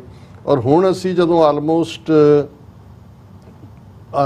30 ਪਲੱਸ 24 ਇਅਰਸ, ਤੁਸੀਂ 54 ਇਅਰਸ ਬਾਅਦ ਦੇਖਦੇ ਹੋ ਕਿ ਕਿਵੇਂ ਇੱਕ ਪੂਰਾ ਸਰਕਲ ਘੁੰਮ ਰਿਹਾ। ਉਦੋਂ ਜਦੋਂ ਬੰਗਲਾਦੇਸ਼ ਦਾ ਐਲਾਨ ਕਰ ਦਿੱਤਾ ਜਾਂਦਾ ਹੈ ਸ਼ੇਖ ਮੁਜੀਬੁਰ ਰਹਿਮਾਨ ਵੱਲੋਂ, ਉਹ ਪਾਕਿਸਤਾਨ ਦੀ ਕੈਦ 'ਚ ਸੱਦਿਆ ਸੀ ਉਹਨੂੰ ਕਿ ਵੀ ਗੱਲਬਾਤ ਕਰਨੀ ਹੈ। ਤਾਂ ਦੂਜਾ ਜਦੋਂ ਫਿਰ ਇਸ ਲੈਵਲ ਦੇ ਉੱਤੇ ਹੁੰਦਾ ਹੈ, ਪਾਕਿਸਤਾਨ ਕੋਲ ਕੋਈ ਚੋਇਸ ਨਹੀਂ ਹੁੰਦੀ, ਉਹ ਮੁਜੀਬੁਰ ਰਹਿਮਾਨ ਨੂੰ ਛੱਡਦੇ ਨੇ। ਔਰ ਮੁਜੀਬੁਰ ਰਹਿਮਾਨ ਜਿਸ ਸਾਰੇ ਆਪਰੇਸ਼ਨ ਨੂੰ ਬਿਹਾਈਂਡ ਤਾਂ ਇੰਡੀਅਨ ਇੰਟੈਲੀਜੈਂਸ ਹੀ ਲੀਡ ਕਰ ਰਹੀ ਸੀ, ਜਿਵੇਂ ਅੱਜ ਦੀਆਂ ਘਟਨਾਵਾਂ ਨਾਲ ਵੀ ਇੰਡੀਆ ਜੁੜਿਆ ਹੋਇਆ। ਤੇ ਉਹ ਜਿਹੜਾ ਉਹ ਲੰਡਨ ਜਾਂਦਾ ਹੈ ਵਾਇਆ ਦਿੱਲੀ, ਜਾਂ ਲੰਡਨ ਤੋਂ ਦਿੱਲੀ ਫਿਰ ਢਾਕਾ, ਔਰ ਉਹਨੂੰ ਬੰਗ ਬੰਧੂ ਕਰਕੇ ਸ਼ੇਖ ਮੁਜੀਬੁਰ ਰਹਿਮਾਨ ਨੂੰ ਜਿਹੜਾ ਉਹ ਸਨਮਾਨਿਆ ਜਾਂਦਾ ਹੈ। ਔਰ ਭਾਰਤ ਵੀ ਇਹ ਇਸ ਗੱਲ ਦਾ ਜਿਹੜਾ ਇੰਦਰਾ ਗਾਂਧੀ ਵੀ ਇਹ ਅਟਰ ਕਰਦੀ ਹੈ ਕਿ ਜੀ 1000 ਸਾਲ की हार का बदला ले लिया गया है नहीं। और ਜਿਹੜਾ ਅਟਲ ਬਿਹਾਰੀ ਵਾਜਪਾਈ ਹੈ ਉਹ ਇੰਦਰਾ ਗਾਂਧੀ ਨੂੰ ਦੁਰਗਾ ਮਾਤਾ ਦਾ ਖਿਤਾਬ ਦਿੰਦਾ ਹੈ ਕਿ ਵੀ ਡਿਫੀਟ ਕਰ ਦਿੱਤਾ ਹੈ। ਔਰ ਇੰਡੀਆ ਨੇ ਸਮਝਿਆ ਕਿ ਵੀ ਇਹ ਬੰਗਲਾਦੇਸ਼, ਅਸੀਂ ਇਹਦੇ ਨਾਲ ਪਾਕਿਸਤਾਨ ਨੂੰ 2 ਹਿੱਸਿਆਂ 'ਚ ਵੰਡ ਕੇ ਪਾਕਿਸਤਾਨ ਦੀ ਰੀੜ੍ਹ ਦੀ ਹੱਡੀ ਤੋੜ ਦਿੱਤੀ ਹੈ ਜਿਵੇਂ। ਔਰ ਇਹ ਬੰਗਾਲੀ ਜਿਹੜੇ ਨੇ ਇਹ ਹੁਣ ਸਾਡੇ ਮਰਸਨਰੀ ਬਣ ਗਏ ਸ਼ੇਖ ਮੁਜੀਬੁਰ ਰਹਿਮਾਨ ਨੂੰ ਜਿਵੇਂ ਅਸੀਂ ਚਲਾਵਾਂਗੇ। ਔਰ ਇਹ ਬੰਗਾਲੀ ਸਾਰੇ ਜਿਹੜੇ ਨੇ, ਔਰ 4000 ਕਿਲੋਮੀਟਰ ਦਾ ਬਾਰਡਰ ਲੱਗਦਾ ਹੈ ਬੰਗਲਾਦੇਸ਼ ਦੇ ਨਾਲ ਭਾਰਤ ਦਾ। ਸੋ ਉਹਨਾਂ ਨੇ ਕਿਹਾ ਜੀ ਇਹ ਹੱਦ ਤਾਂ ਜਿਹੜੀ ਹੈ ਸਾਡੀ ਸੇਫ ਹੋਈ। ਹੁਣ ਜੇ 1971 ਤੋਂ ਹੁਣ ਤੱਕ ਅਸੀਂ ਦੇਖੀਏ ਆਲਮੋਸਟ ਇਹਨਾਂ 54 ਸਾਲਾਂ 'ਚ ਕਿੰਨੇ ਹੀ ਚੱਕਰ ਆਏ। ਔਰ ਕੁਝ ਸਾਲਾਂ ਦੇ ਵਿੱਚ ਸ਼ਾਇਦ 2-3 ਸਾਲ ਦੇ ਵਿੱਚ ਸ਼ੇਖ ਮੁਜੀਬੁਰ ਰਹਿਮਾਨ, ਕਿਉਂਕਿ ਉਹ ਇਸ ਕਦਰ ਪ੍ਰੋ ਇੰਡੀਆ ਔਰ ਪੂਰਾ ਸੀ ਕਿ ਉਹੀ ਬੰਗਾਲੀ ਜਿਹੜੇ ਥੈਂਕਫੁਲ ਸੀ ਕਿ ਜੀ ਦੇਖੋ ਸਾਨੂੰ ਲਿਬਰੇਟ ਕਰਾਤਾ ਔਰ ਅਦਰਵਾਈਜ਼ ਤਾਂ ਸਾਨੂੰ ਛੱਡਣਾ ਨਹੀਂ ਸੀ ਜਾਂ ਕਿਸੇ ਨੇ ਵੀ। ਉਹੀ ਸ਼ੇਖ ਮੁਜੀਬੁਰ ਰਹਿਮਾਨ ਔਰ ਉਹ ਸਾਰੇ ਟੱਬਰ ਨੂੰ ਕਿੰਨੇ 16-17 ਜੀ ਜਿਹੜੇ ਨੇ ਉਹਦਾ ਮਰਡਰ ਕਰ ਦਿੰਦੇ ਨੇ। ਔਰ ਇਹ ਸ਼ੇਖ ਹਸੀਨਾ ਔਰ ਇਹਦੀ ਇੱਕ ਭੈਣ ਹੋਰ ਜਿਹੜੀ ਹੁਣ ਬ੍ਰਿਟਿਸ਼ ਸਿਟੀਜ਼ਨ ਹੈ, ਇਹ ਕਿਉਂਕਿ ਇੰਡੀਆ ਪੜ੍ਹਦੀਆਂ ਸੀ ਜਾਂ ਕੀ ਇਹ ਬਚ ਗਈਆਂ, ਬਾਕੀ ਸਾਰਾ ਕੋੜਮਾ ਮਾਰ ਕੇ ਫੌਜ ਜਿਹੜੀ ਹੈ ਟੇਕ ਓਵਰ ਕਰ ਲੈਂਦੀ ਹੈ ਜ਼ਿਆਉਰ ਰਹਿਮਾਨ। ਔਰ ਫਿਰ ਜ਼ਿਆਉਰ ਰਹਿਮਾਨ ਦਾ ਤੋਂ ਬਾਅਦ ਇਹ ਜਿਹੜੀ ਉੱਥੇ ਸਾਰੀ ਲੜਾਈ ਹੈ ਸਿਆਸੀ, ਇਹ ਵਾਪਸ ਜਦੋਂ ਮੁੜਦੀ ਹੈ, ਜ਼ਿਆਉਰ ਰਹਿਮਾਨ ਦਾ ਵੀ ਐਂਡ ਹੁੰਦਾ ਹੈ ਪੀਰੀਅਡ ਦਾ, ਤੇ ਫਿਰ ਫੌਜ ਦਾ ਐਂਡ ਤੋਂ ਬਾਅਦ ਇਹਨਾਂ ਦੋਨਾਂ ਮਾਈਆਂ ਦਾ ਫਿਰ ਉੱਥੇ ਕੰਪੀਟੀਸ਼ਨ। ਖਾਲਿਦਾ ਜ਼ਿਆ ਜ਼ਿਆਉਰ ਰਹਿਮਾਨ ਦੀ ਘਰਵਾਲੀ ਤੇ ਇਹ ਮੁਜੀਬੁਰ ਰਹਿਮਾਨ ਦੀ ਡਾਟਰ ਸ਼ੇਖ ਹਸੀਨਾ, ਹਸੀਨਾ ਵਾਜਦ ਸ਼ਾਇਦ ਦਾ ਪੂਰਾ ਨਾਂ ਹੈ, ਇਹਨਾਂ ਦਾ ਹੁੰਦਾ। ਇੱਕ ਅਵਾਮੀ ਲੀਗ ਹੈ, ਇੱਕ ਦੂਸਰਾ ਹੈ। ਔਰ ਇਹ ਦੋਨੋਂ ਹੀ ਮਾਈਆਂ ਜਿਹੜੀਆਂ ਨੇ ਆਪਣੀ ਕਿਸਮ ਦੀ ਡਿਕਟੇਟਰਸ਼ਿਪ ਔਰ ਦੂਜੀਆਂ ਚਲਾਉਂਦੀਆਂ ਨੇ। ਔਰ ਇੰਨਾ ਕੁ ਜ਼ਰੂਰ ਫਰਕ ਹੈ ਵੀ ਇਹ ਸ਼ੇਖ ਹਸੀਨਾ ਆਪਣੇ ਪਿਓ ਦੀ ਲਾਈਨ ਤੇ ਬਿਲਕੁਲ ਹੀ ਪ੍ਰੋ ਇੰਡੀਆ ਲਾਈਨ ਨੂੰ ਟੋ ਕਰਦੀ ਹੈ। ਔਰ ਹੌਲੀ ਇੰਡੀਅਨ ਰਾਹ ਨੂੰ ਅਰਜੀਤ ਡੋਵਾਲ ਨੂੰ ਲੱਗਦਾ ਹੈ ਕਿ ਵੀ ਇਹ ਤਾਂ ਬਹੁਤ ਵੱਡਾ ਐਸੈਟ ਹੈ। ਔਰ ਉਹਦੇ ਥੱਲੇ ਜਿਹੜਾ ਫਿਰ ਉਹਨੂੰ ਹੁਣ ਜਿਹੜਾ ਅੱਜ ਜਦੋਂ ਅਸੀਂ ਇਹ ਖਬਰਾਂ ਦੇਖ ਰਹੇ ਹਾਂ, ਇੰਟਰਨੈਸ਼ਨਲ ਨਿਊਜ਼ ਨੇ, ਇੰਡੀਅਨ ਮੀਡੀਆ ਵੀ ਭਰਿਆ ਹੋਇਆ ਹੈ, ਨੈਸ਼ਨਲ ਵੀ ਇੰਟਰਨੈਸ਼ਨਲ ਮੀਡੀਆ ਵੀ, ਕਿ ਆਲ ਆਫ ਏ ਸਡਨ ਜਿਹੜਾ ਕੁਝ ਹਫ਼ਤੇ ਪਹਿਲਾਂ ਲੱਗਦਾ ਸੀ ਕਿ ਜੀ ਸਟੂਡੈਂਟ ਰਿਬੈਲੀਅਨ ਹੈ ਰਿਜ਼ਰਵੇਸ਼ਨ ਦੇ ਖਿਲਾਫ, ਕਿ ਉੱਥੇ ਇਹਨੇ ਜਦੋਂ ਇਹ ਬੀਬੀ ਹੁਣ ਬਣਦੀ ਆ ਆਲਮੋਸਟ 30% ਸੀਟਾਂ ਹਰ ਥਾਂ ਤੇ ਉਹਨਾਂ ਦੇ ਲਈ ਜਿਹੜੇ ਮੁਕਤੀ ਵਾਹਿਨੀ ਦਾ ਹਿੱਸਾ ਸੀ। ਮਤਲਬ ਉਹ ਮੁਕਤੀ ਵਾਹਿਨੀ ਦਾ ਤਾਂ ਨਾ ਹੀ, ਉਹ ਤੋਂ ਮਰ ਗਿਆ, ਇੱਕ ਜਨਰੇਸ਼ਨ 20 ਸਾਲ ਬਾਅਦ ਮਰ ਗਲ ਜਾਂਦੀ ਹੈ। ਲੇਕਿਨ ਇਹ ਆਪਣੀ ਪਾਰਟੀ ਦੇ ਲੋਕਾਂ ਨੂੰ ਬਾਕੀ ਪਾਰਟੀਆਂ ਦੇ ਉੱਤੇ ਇਹਨੇ ਪਾਬੰਦੀ ਮਤਲਬ ਲਗਭਗ 15 ਸਾਲ ਬਾਅਦ ਇਹ ਤੀਸਰੀ ਇਲੈਕਸ਼ਨ ਵੀ ਜਿਹੜੀ ਉਹਨੇ ਰਿਗ ਕੀਤੀ, ਅਮਰੀਕਾ ਨੇ ਵੀ ਕਿਹਾ ਇਹ ਰਿਗ ਹੋਈ। ਔਰ ਉਹਦੇ 'ਚ ਜਮਾਇਤੇ ਇਸਲਾਮੀ ਤੇ ਪਾਬੰਦੀ, ਜਿਹੜੀ ਖਾਲਿਦਾ ਜ਼ਿਆ 80s ਦੇ ਵਿੱਚ ਹੈ ਉਹਨੂੰ ਜੇਲ੍ਹ ਦੇ ਅੰਦਰ ਡੱਕਿਆ ਹੋਇਆ। ਔਰ ਇਹ ਸਾਰੀ ਇੱਕ ਸ਼ੈਮ ਇਲੈਕਸ਼ਨ ਜਿਹਨੂੰ ਅਸੀਂ ਕਹਿੰਦੇ ਹਾਂ ਇਸ ਕਿਸਮ ਦੀ ਕਰਾ ਕੇ, ਕਿਉਂਕਿ ਇੰਡੀਅਨ ਰਾਅ ਸਿੱਧੇ ਤੌਰ ਦੇ ਉੱਤੇ ਇਨਵੋਲਵ ਔਰ ਇਸ ਸਭ ਦੇ ਚੱਲਦਿਆਂ ਇਹੀ ਕਾਰਨ ਸੀ ਕਿ ਜਦੋਂ 3-4 ਹਫ਼ਤੇ ਪਹਿਲਾਂ ਇਹ ਜਾਂਦੀ ਹੈ ਉੱਥੇ ਚੀਨ ਦੇ ਦੌਰੇ ਦੇ ਉੱਤੇ, ਤੇ ਚਾਈਨਾ ਨੂੰ ਇਹਨੂੰ ਪ੍ਰੋਟੋਕੋਲ ਵੀ ਨਹੀਂ ਦਿੱਤਾ ਚਾਈਨਾ ਵਾਲਿਆਂ ਨੇ, ਈਵਨ ਸ਼ੀ ਜਿਨਪਿੰਗ ਨੇ ਮਿਲਣ ਦਾ ਟਾਈਮ ਵੀ ਨਹੀਂ ਦਿੱਤਾ। ਜਿਹੜੇ ਸਿਆਣੇ ਐਕਸਪਰਟ ਸੀ ਉਹਨਾਂ ਨੂੰ ਲੱਗਦਾ ਸੀ ਕਿ ਵੀ ਕੁਝ ਹੋਣ ਜਾ ਰਿਹਾ, ਕਿ ਵੀ ਚਾਈਨਾ ਨੂੰ ਸਮਝ ਆ ਗਈ ਵੀ ਇਹ ਰਿਪਰੈਜ਼ੈਂਟ ਨਹੀਂ ਕਰਦੀ ਹੈ ਆਪਣੇ ਲੋਕਾਂ ਨੂੰ। ਔਰ ਇਹਦੇ ਬਾਵਜੂਦ ਕਿ ਅਮਰੀਕਾ ਨੇ ਵੀ ਜਿਹੜੀਆਂ ਹੁਣ ਇਲੈਕਸ਼ਨਾਂ ਕਰਵਾਈਆਂ, ਰਾਹ ਨੇ ਇਹਨੂੰ ਦੁਬਾਰਾ ਬਣਾਇਆ, ਅਮਰੀਕਾ ਨੇ ਵੀ ਕਿਹਾ ਕਿ ਵੀ ਰਿਗ ਕੀਤਾ, ਯੂਕੇ ਨੇ ਵੀ ਕਿਹਾ ਕਿ ਵੀ ਨਹੀਂ ਇਹ ਫੇਅਰ ਇਲੈਕਸ਼ਨ, ਤੁਸੀਂ ਸਾਰੇ ਵਿਰੋਧੀ ਅੰਦਰ ਦੱਬੇ ਹੋਏ ਨੇ, ਜਿਹੜੇ ਉਹਨਾਂ ਨੂੰ ਤੁਸੀਂ ਪਾਰਟੀਆਂ ਦੇ ਪਾਬੰਦੀ ਲਾ ਰਹੇ ਹੋ, ਰਿਗ ਕਰ ਰਹੇ ਹੋ। ਇਹੀ ਕਾਰਨ ਹੈ ਕਿ 30-35% ਲੋਕਾਂ ਨੇ ਆ ਜਿਹੜੀਆਂ ਚੋਣਾਂ ਅਜੇ ਪਿੱਛੇ ਜੇ ਹੋ ਕੇ ਹਟੀਆਂ ਜੀ, ਫਿਰ ਬਣ ਗਈ, ਤੀਜੀ ਵਾਰੀ ਬਣ ਗਈ, ਚੌਥੀ ਵਾਰੀ ਬਣ ਗਏ। ਹੁਣ ਉਹ ਜਿਹੜਾ ਅੰਦਰ ਰਿਸ ਰਿਹਾ ਸੀ ਪਾਰਟ ਕਿ ਭਾਈ ਇਹ ਤਾਂ ਟੋਟਲ ਡਿਕਟੇਟਰਸ਼ਿਪ, ਪੂਰੀ ਤਾਨਾਸ਼ਾਹੀ, ਕਿੰਨਿਆਂ ਨੂੰ ਹੈਂਗ ਕਰ ਦਿੱਤਾ ਹੈ, ਕਿੰਨਿਆਂ ਦੀਆਂ ਐਕਸਟਰਾ ਜੁਡੀਸ਼ੀਅਲ ਕਿਲਿੰਗਸ, ਉਹ ਸਾਰਾ ਕਿਉਂਕਿ ਅਜੀਤ ਡੋਵਰ ਉਹਨੂੰ ਰਨ ਕਰ ਰਿਹਾ ਸੀ ਔਰ ਉਹ ਬਿਲਕੁਲ ਉਹਨਾਂ ਦੀ ਜਿਹੜੀ ਆ ਕਲੋਨੀ ਬਣੀ ਹੋਈ ਸੀ। ਔਰ ਇਸ਼ੂ ਭਾਵੇਂ ਰਿਜ਼ਰਵੇਸ਼ਨ ਦੇ ਉੱਤੇ ਇੱਕ ਵਾਰੀ ਸਟੂਡੈਂਟ, ਉਹੀ ਢਾਕਾ ਯੂਨੀਵਰਸਿਟੀ, ਜਦੋਂ ਮੈਂ ਇਹ ਕਹਿੰਦਾ ਹੈ ਕਿ ਵੀ ਬੰਗਾਲੀਆਂ ਦੇ ਅੰਦਰ ਇੱਕ ਪਾਰਟ, ਔਰ ਇਸ ਗੱਲ ਦਾ ਸ਼ਾਇਦ ਬਹੁਤਿਆਂ ਨੂੰ ਪਤਾ ਨਾ ਹੋਏ ਕਿ ਈਵਨ ਪਾਕਿਸਤਾਨ ਦੀ ਮੰਗ ਜਿਹੜੀ ਹੈ ਜਾਂ ਪਾਕਿਸਤਾਨ ਬਣਾਉਣ 'ਚ ਕੋਈ ਪੰਜਾਬੀ ਮੁਸਲਮਾਨਾਂ ਜਾਂ ਪਠਾਣਾ ਜਾਂ ਸਿੰਧੀਆਂ ਦਾ ਰੋਲ ਨਹੀਂ ਹੈ। ਪਾਕਿਸਤਾਨ ਦਾ ਵੀ ਜਿਹੜਾ ਸਭ ਤੋਂ ਪਹਿਲਾਂ ਜੇ ਮੁਸਲਿਮ ਲੀਗ ਦੀ ਹਕੂਮਤ ਕਿਸੇ ਸੂਬੇ 'ਚ ਬਣੀ ਸੀ 1946 ਦੇ ਵਿੱਚ, ਤੇ ਉਹ ਬੰਗਾਲ ਸੀ ਜੀ। ਔਰ ਉਹਦੇ ਜਿਹੜਾ ਡਾਇਰੈਕਟ ਐਕਸ਼ਨ ਦੀ ਪਲਾਨ ਕਾਇਦੇ ਆਜ਼ਮ ਮੁਹੰਮਦ ਅਲੀ ਜਿਨ੍ਹਾਂ ਨੇ ਦਿੱਤੀ, ਜਿਹਦੇ ਥੱਲੇ ਵਾਇਲੈਂਸ ਹੋਈ, ਉਹ ਵੀ ਬੰਗਾਲ 'ਚ। ਔਰ ਬੰਗਾਲ 'ਚ ਮੁਸਲਿਮ ਲੀਗ ਦੀ ਹਕੂਮਤ ਦਾ ਸੌਹਰਵਰਦੀ ਉਹਨਾਂ ਦਾ ਚੀਫ ਮਿਨਿਸਟਰ ਸੀ। ਔਰ ਪਾਕਿਸਤਾਨ ਦਾ ਰੈਜ਼ੋਲੂਸ਼ਨ ਵੀ ਸਭ ਤੋਂ ਪਹਿਲਾਂ ਬੰਗਾਲ ਅਸੈਂਬਲੀ ਦੇ ਵਿੱਚ ਜਿਹੜਾ ਉਹ ਪਾਸ ਕੀਤਾ ਗਿਆ, ਜਾਂ ਬੰਗਾਲ ਦੀ ਮੁਸਲਿਮ ਲੀਗ ਨੇ ਇਹਨੂੰ ਫਰੰਟ 'ਚ ਲਿਆਂਦਾ। ਸੋ ਉਹ ਮੈਂ ਜਦੋਂ ਇਸ ਨੂੰ ਮੈਂ ਦੇਖ ਰਿਹਾ ਕਿ ਵੀ ਇਹ ਸਿਮਰਿੰਗ ਐਂਗਰ ਸੀ ਕਿ ਵੀ ਇਹ ਤਾਂ ਬਿਲਕੁਲ ਹੀ ਇੰਡੀਆ ਦੀ ਪ੍ਰੋਟੇਜੇ ਬਣ ਗਈ ਔਰ ਇਹਨਾਂ ਦਾ ਵੇਚ ਦਿੱਤਾ। ਔਰ ਉਹਦਾ ਸਾਹਮਣੇ ਆਇਆ ਤੀਸਤਾ ਨਦੀ ਪਾਣੀ ਦੇ ਮਾਮਲੇ 'ਚ ਸਮਝੌਤੇ 'ਚ ਕੁਝ ਨਹੀਂ ਦਿੱਤਾ, ਉਹ ਪਾਣੀ ਉਹਨਾਂ ਦਾ ਰੁਕਿਆ ਹੋਇਆ ਸੀ। ਇੱਕ ਪਾਸੇ ਫ੍ਰੀ ਟ੍ਰਾਂਜ਼ਿਟ ਲੈ ਲਿਆ ਇੰਡੀਆ ਨੇ ਕਿ ਜੀ ਟ੍ਰੇਨ ਔਰ ਦੂਜੇ ਤੇ ਕੋਈ ਨਹੀਂ ਹੋਏਗਾ, ਪਰ ਇੱਧਰ ਇਹਨਾਂ ਨੂੰ ਜਿਹੜਾ ਚਿਕਨ ਨੈਕ ਜਿਹਨੂੰ ਕਹਿੰਦੇ ਨੇ, ਉਹਦੇ ਰਾਹੀਂ ਨਾਰਥ ਈਸਟ ਨਾਲ ਜਾਂ ਦੂਜਿਆਂ ਨਾਲ ਟ੍ਰੇਡ ਕਰਨ ਦਾ ਕੋਈ ਰਾਈਟ ਨਹੀਂ ਦਿੱਤਾ। ਔਰ ਇਸੇ ਤਰ੍ਹਾਂ ਹੋਰ ਬਹੁਤ ਸਾਰੀਆਂ ਇਸ ਕਿਸਮ ਦੀਆਂ ਬੰਗਾਲੀ ਦੇਖ ਰਹੇ ਸੀ ਕਿ ਵੀ ਇਹ ਚੰਗਾ ਸਾਡਾ ਸਾਂਝ ਹੈ ਜਾਂ ਸਾਡਾ ਇਹ ਵੱਡਾ ਭਰਾ ਹੈ ਇੰਡੀਆ, ਇਹ ਤਾਂ ਸਾਨੂੰ ਰਿਪ ਕਰ ਰਿਹਾ ਬਿਲਕੁਲ ਹਰ ਪਾਸਿਓਂ। ਸੋ ਉਹਦੇ ਥੱਲੇ ਜਦੋਂ ਐਨ ਇਹਨੇ ਉੱਠੇ ਨੌਜਵਾਨ, ਤੇ ਇਹਨਾਂ ਨੇ ਇੱਕ ਜਿਹੜੀ ਐਰੋਗੈਂਸ ਹੁੰਦੀ ਜਦੋਂ ਤੁਸੀਂ ਤਾਨਾਸ਼ਾਹ ਬਣਦੇ ਹੋ, ਜਾਂ ਜਿਵੇਂ ਮੋਦੀ ਦਾ ਰਵੱਈਆ, ਐਵੇਂ ਨਹੀਂ ਹੈ ਕਿ ਵੀ ਗੱਲ ਇਹ ਨਹੀਂ ਹੈ ਵੀ ਸ਼ੇਖ ਹਸੀਨਾ ਗਈ ਤਾਂ ਬੰਗਲਾਦੇਸ਼ ਵੀ ਹੱਥੋਂ ਗਿਆ, ਤੇ ਦੂਜਾ ਮੋਦੀ ਐਂਡ ਇਹਨਾਂ ਨੂੰ ਕੰਪਨੀ ਨੂੰ ਫਿਕਰ ਪੈ ਗਿਆ ਕਿ ਵੀ ਇਹੀ ਕੰਮ ਸ੍ਰੀਲੰਕਾ ਦੇ ਵਿੱਚ ਹੋਇਆ। ਰਾਜਪਕਸੇ ਵਰਗਾ ਸਟਰੋਂਗ ਪ੍ਰੈਜ਼ੀਡੈਂਟ ਜਿਹੜਾ ਰਿਗ ਕਰ ਰਿਹਾ ਸੀ, ਜਿਹੜਾ ਦੂਜਾ ਲੋਕਾਂ ਨੇ ਭੱਜਣ ਤੇ ਮਜਬੂਰ ਕੀਤਾ, ਹੈਲੀਕਾਪਟਰ ਤੇ ਭੱਜਿਆ। ਔਰ ਪਿਛਲੇ ਕੱਲ ਸਿਰਫ 40 ਮਿੰਟ ਦਾ ਨੋਟਿਸ ਫੌਜ ਨੇ ਦੇ ਕੇ, ਕਿਉਂਕਿ ਫੌਜ ਨੂੰ ਵੀ ਨਜ਼ਰ ਆਇਆ ਵੀ ਪ੍ਰੋਟੈਸਟ ਚੱਲ ਰਹੇ ਸੀ, ਗੋਲੀਆਂ ਚੱਲ ਰਹੀਆਂ ਸੀ, 300-400 ਬੰਦਾ ਮਾਰਤਾ, ਫੌਜ ਨੇ ਕਿਹਾ ਅਸੀਂ ਨਹੀਂ ਹੁਣ ਗੋਲੀ ਚਲਾਉਣੀ। ਔਰ ਉਹਨੂੰ ਕਿਹਾ ਵੀ 40 ਮਿੰਟ ਦੇ ਵਿੱਚ ਮੁਲਕ ਛੱਡ ਜਾ। ਔਰ ਉਹ ਇੰਡੀਅਨ ਹੈਲੀਕਾਪਟਰ ਦੇ ਥੱਲੇ ਉਹ ਜਿਹੜੀ ਹੈ ਹਿੰਡਸਨ 에ਅਰ ਬੇਸ ਦਿੱਲੀ 'ਚ ਆ ਗਈ ਹੈ। ਉੱਥੋਂ ਕਿੱਥੇ ਗਈ ਹੈ? ਕੁਛ ਨੇ ਪਹਿਲਾਂ ਯੂਕੇ ਦੀ ਗੱਲ ਕੀਤੀ ਸੀ, ਪਰ ਮੈਂ ਇੱਕ ਬੰਗਾਲੀ ਅਟਾਰਨੀ ਵਕੀਲ ਜਿਹੜਾ ਕਰਨ ਥਾਪਰ ਨੂੰ ਇੰਟਰਵਿਊ ਦੇ ਰਿਹਾ ਸੀ, ਉਹਦਾ ਮੈਂ ਇੰਟਰਵਿਊ ਸੁਣ ਰਿਹਾ ਸੀ। ਉਹਨੇ ਕਿਹਾ ਜੀ ਉਹ ਮੋਸਟ ਲਾਈਕਲੀ ਬੈਲਾਰੂਸ ਜਾਏਗੀ। ਹੁਣ ਬੈਲਾਰੂਸ ਛੋਟਾ ਜਿਹਾ ਮੁਲਕ ਜਿਹੜਾ ਰਸ਼ੀਆ ਦੇ ਇਨਫਲੂਐਂਸ ਥੱਲੇ ਹੈ।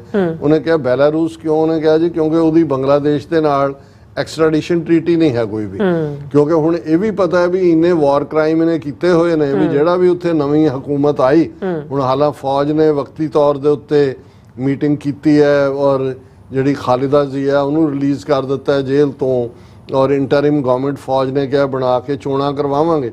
ਪਰ ਹੁਣ ਜੋ ਵੀ ਆਏਗਾ ਐਂਟੀ ਇੰਡੀਆ ਸਿਸਟਮ ਆਏਗਾ। ਔਰ ਇੱਕ ਉਹਦਾ ਨਤੀਜਾ ਇਹ ਹੋਇਆ ਕਿ ਵੀ ਕਿਉਂਕਿ ਇਹਨਾਂ 15-20 ਸਾਲਾਂ 'ਚ ਇਹ ਨਹੀਂ ਵੀ ਇੰਡੀਆ ਨੇ ਸਪੋਰਟ ਕੀਤਾ ਉਹਨੂੰ, ਇੰਡੀਆ ਹੀ ਰਨ ਕਰ ਰਿਹਾ ਸੀ, ਚੋਣਾਂ ਵੀ ਉਹੀ ਕਰ ਰਿਹਾ ਸੀ, ਕਿ ਇੰਨੀ ਨਫ਼ਰਤ ਹੈ ਬੰਗਾਲੀਆਂ ਦੇ ਵਿੱਚ ਇਸ ਵੇਲੇ ਇੰਡੀਅਨਸ ਲਈ ਵੀ ਕੁਝ ਥਾਵਾਂ ਦੇ ਉੱਤੇ ਹਿੰਦੂਆਂ ਦੇ ਉੱਤੇ ਜਿਹੜੇ ਨੇ ਉਹ, ਕਿਉਂਕਿ 10-12% ਪਾਪੂਲੇਸ਼ਨ ਉਹਨਾਂ ਦੀ ਹੈ, ਉਹਨਾਂ ਦੇ ਉੱਤੇ ਹਮਲੇ ਸ਼ੁਰੂ ਹੋ ਗਏ ਨੇ।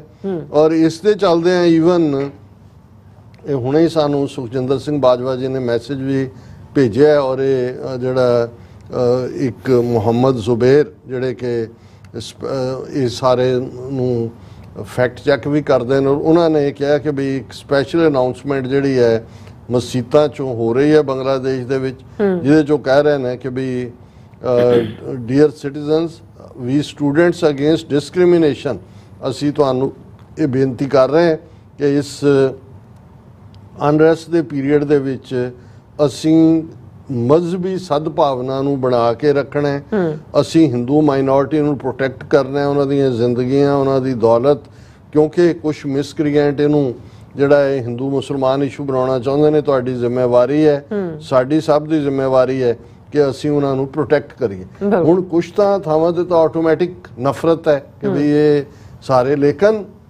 ਹੁਣ ਇੰਡੀਆ ਜਿਹੜਾ ਉਹਨਾਂ ਨੂੰ ਅੰਦਾਜ਼ਾ ਨਹੀਂ ਸੀ ਕਿ ਇਸ ਕਿਸਮ ਦਾ ਉਹ ਜਿਵੇਂ ਇਹ ਹੁੰਦਾ ਹੈ ਕਿ ਵੀ ਉਹ ਸਮਝਦੇ ਸੀ ਵੀ ਅਸੀਂ ਸਭ ਕੁਝ ਮੈਨੇਜ ਕੀਤਾ ਹੋਇਆ। ਫੌਜ ਵੀ ਆਪਣੇ ਬੰਦੇ ਆ, ਜਿਹੜਾ ਹੁਣ ਉੱਥੇ ਫੌਜੀ ਜਰਨੈਲ ਹੈ ਉਹਨੂੰ ਜੂਨ ਦੇ ਮਹੀਨੇ 'ਚ ਹੀ ਲਾਇਆ ਉਹਨੇ, ਖਾਲਦਾ ਜ਼ਿਆ ਨੇ ਡੋਵਲ ਨੂੰ ਪੁੱਛ ਕੋਈ ਲਾ। ਪਰ ਜਦੋਂ ਲੋਕ ਨਿਕਲ ਆਣ ਤੇ ਤੁਸੀਂ ਕੀ ਕਰੋਗੇ? ਮਤਲਬ ਢਾਕੇ 'ਚ ਉਹਨਾਂ ਨੇ ਹਾਲਾਂ ਪਿਛਲੇ ਕਈ ਦਿਨਾਂ ਤੋਂ ਇੰਟਰਨੈਟ ਬੰਦ, ਫਲਾਣਾ ਬੰਦ, ਢਿਮਕਾ ਬੰਦ, ਲੋਕ ਜਿਹੜੇ ਨੇ ਨਿਕਲੇ।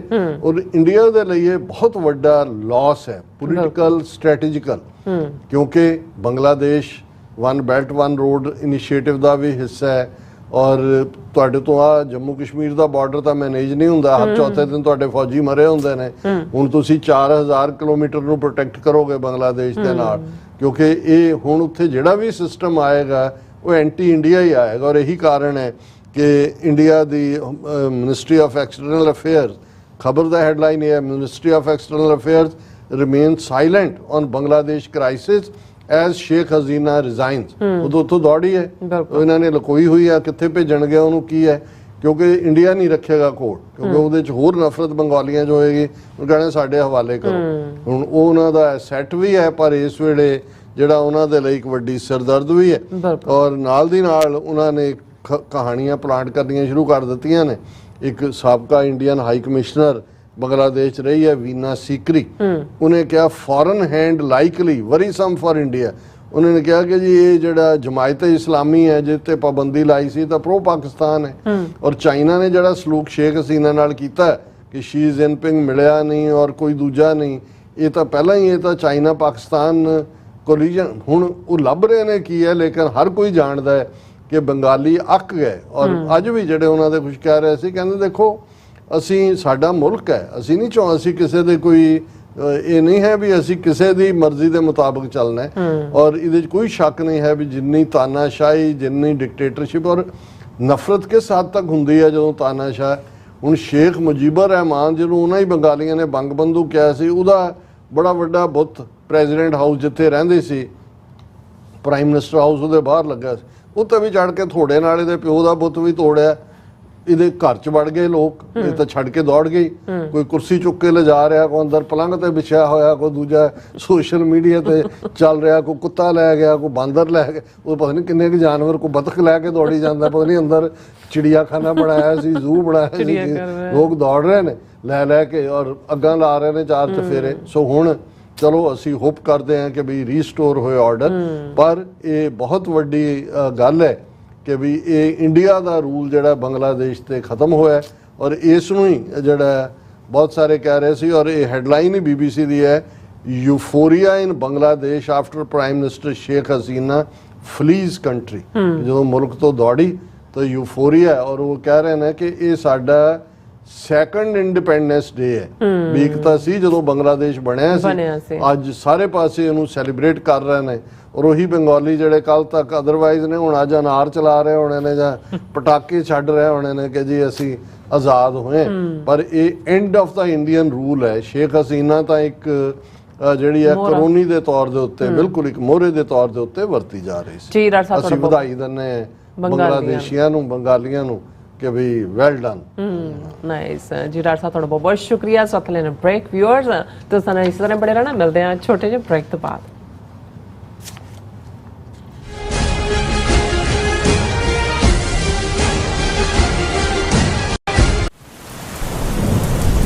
ਯੂਨਾਈਟਿਡ ਸਿੱਖ ਸੰਸਥਾ ਨੇ ਦੱਖਣੀ ਅਮਰੀਕਾ ਵਿੱਚ ਬੇਰਲ ਤੂਫਾਨ ਦੇ ਪੀੜਤਾਂ ਲਈ ਤੁਰੰਤ ਮਦਦ ਮੁਹਿੰਮ ਸ਼ੁਰੂ ਕੀਤੀ ਹੈ। ਇਸ ਭਿਆਨਕ ਤੂਫਾਨ ਨੇ ਸੈਂਟ ਵਿੰਸੈਂਟ ਅਤੇ ਗ੍ਰੇਨੇਡੀਨਸ, ਗ੍ਰੇਨੇਡਾ, ਡੋਮਿਨਿਕਾ ਤੇ ਬਾਰਬਾਡੋਸ ਨੂੰ ਬਹੁਤ ਨੁਕਸਾਨ ਪਹੁੰਚਾਇਆ ਹੈ। ਯੂਨਾਈਟਿਡ ਸਿੱਖ ਦੀਆਂ ਟੀਮਸ ਲੋੜਵੰਦ ਲੋਕਾਂ ਲਈ ਜ਼ਰੂਰੀ ਸਮਾਨ ਅਤੇ ਖਾਣ-ਪੀਣ ਦੀਆਂ ਚੀਜ਼ਾਂ ਪਹੁੰਚਾ ਰਹੀਆਂ ਹਨ। ਤੁਹਾਡੇ ਸਹਿਯੋਗ ਦੀ ਲੋੜ ਹੈ। ਕਿਰਪਾ ਕਰਕੇ ਇਹ ਸਮਾਨ ਦਾਨ ਕਰੋ। ਖਾਣ-ਪੀਣ ਦੀਆਂ ਚੀਜ਼ਾਂ, ਤਿਰਪਾਲ, ਜਨਰੇਟਰ, ਕੱਪੜੇ, ਤੰਬੂ, ਟਾਇਲਟ ਪੇਪਰ, ਬਰਸਾਤੀ ਕੋਟ, ਸੈਨੇਟਰੀ ਪੈਡ, ਹਰੇਕ ਸਾਈਜ਼ ਦੇ ਡਾਈਪਰ ਆਦਿ। ਡੋਨੇਟ ਕਰਨ ਲਈ contact@unitedsikhs.org ਤੇ ਸੰਪਰਕ ਕਰੋ। ਮਦਦ ਕਰਨ ਲਈ ਕਿਰਪਾ ਕਰਕੇ ਸਾਡੀ ਵੈਬਸਾਈਟ ਤੇ ਡੋਨੇਟ ਕਰੋ। ਪ੍ਰੇਰਨਾਦਾਇਕ ਮਾਪੇ ਕਿਵੇਂ ਬਣੀਏ? ਸਿੱਖੀ ਨੂੰ ਆਪਣੇ ਪਰਿਵਾਰਕ ਜੀਵਨ ਵਿੱਚ ਕਿਵੇਂ ਲਿਆਈਏ ਤੇ ਕਿਵੇਂ ਪਰਿਵਾਰਕ ਨੀਹਾਂ ਮਜ਼ਬੂਤ ਬਣਾਈਏ? ਕਿ ਤੁਸੀਂ ਵੀ ਇਹਨਾਂ ਸਵਾਲਾਂ ਦੇ ਜਵਾਬ ਲੱਭ ਰਹੇ ਹੋ ਤਾਂ ਤੁਹਾਡੇ ਲਈ ਹੈ ਵੱਡੀ ਖੁਸ਼ਖਬਰੀ। ਨਿਊਯਾਰਕ ਅਤੇ ਨਿਊ ਜਰਸੀ ਵਿਖੇ ਹੋ ਰਿਹਾ ਹੈ Sikh parenting course. The World Sikh Parliament Education Council, Khalsa Foundation, Share Charity ਅਤੇ ਹੋਰ ਸਿੱਖ ਜਥੇਬੰਦੀਆਂ ਦੇ ਸਹਿਯੋਗ ਨਾਲ ਇਹ ਕੋਰਸ ਪੰਜਾਬੀ ਅਤੇ ਅੰਗਰੇਜ਼ੀ ਦੋਵਾਂ ਭਾਸ਼ਾਵਾਂ ਵਿੱਚ ਕਰਵਾਇਆ ਜਾਵੇਗਾ, ਜਿੱਥੇ ਭਾਈ ਜਗਜੀਤ ਸਿੰਘ ਤੁਹਾਡੇ ਨਾਲ ਸਾਂਝੀ ਕਰਨਗੇ ਪੈਰੈਂਟਿੰਗ ਨਾਲ ਸੰਬੰਧਿਤ ਅਹਿਮ ਜਾਣਕਾਰੀ। 10 ਅਗਸਤ ਦਿਨ ਸ਼ਨੀਚਰਵਾਰ ਨੂੰ ਸਵੇਰੇ 10 ਵਜੇ ਤੋਂ ਸ਼ਾਮ 4 ਵਜੇ ਤੱਕ Bombay Theatre 6825 Fresh Meadow Lane, Flushing, New York ਅਤੇ 11 ਅਗਸਤ ਦਿਨ ਐਤਵਾਰ ਸਵੇਰੇ 10 ਵਜੇ ਤੋਂ ਸ਼ਾਮ 5 ਵਜੇ ਤੱਕ Gurdwara Sahib Dashmesh Darbar, Carteret, New Jersey ਵਿਖੇ ਜ਼ਰੂਰ ਪਹੁੰਚੋ।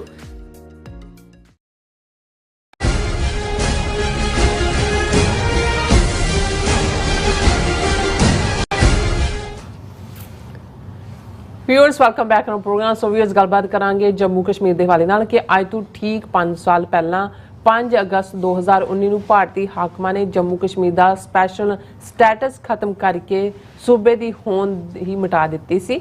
ਸੋ ਇਹਨਾਂ 5 ਵਰਿਆਂ ਵਿੱਚ ਭਾਰਤੀ ਫੌਜ ਨੇ ਜ਼ੁਲਮ ਦੀ ਇੰਤਹਾ ਕਰ ਦਿੱਤੀ ਹੈ, ਪਰ ਫਿਰ ਵੀ ਕਸ਼ਮੀਰੀ ਆਪਣੀ ਆਜ਼ਾਦੀ ਲਈ ਡਟੇ ਹੋਏ ਨੇ। ਕਸ਼ਮੀਰੀਆਂ ਦੀ ਆਜ਼ਾਦੀ ਲਈ ਜਦੋਜਹਿਦ ਨੂੰ ਅਸੀਂ ਪੂਰਨ ਹਮਾਇਤ ਦਿੰਦੇ ਹਾਂ। ਸੋ ਇਸ ਬਾਰੇ ਆਪਾਂ ਗੱਲਬਾਤ ਕਰਨ ਜਾ ਰਹੇ ਹਾਂ। ਸੋ ਅਸੀਂ ਚਾਹਾਂਗੇ ਕਿ ਤੁਸੀਂ ਇਸੇ ਤਰ੍ਹਾਂ ਬਣੇ ਰਹਿਣਾ। ਦੇਖਣ ਸੁਣ ਲਈ ਜਾਂ ਲਿਖਣ ਲਈ ਤੁਹਾਡਾ ਸਭ ਦਾ ਬਹੁਤ ਬਹੁਤ ਧੰਨਵਾਦ। ਜੀ ਰਾਜ ਸਾਹਿਬ, ਕੀ ਵਿਚਾਰਾਂ ਨੇ?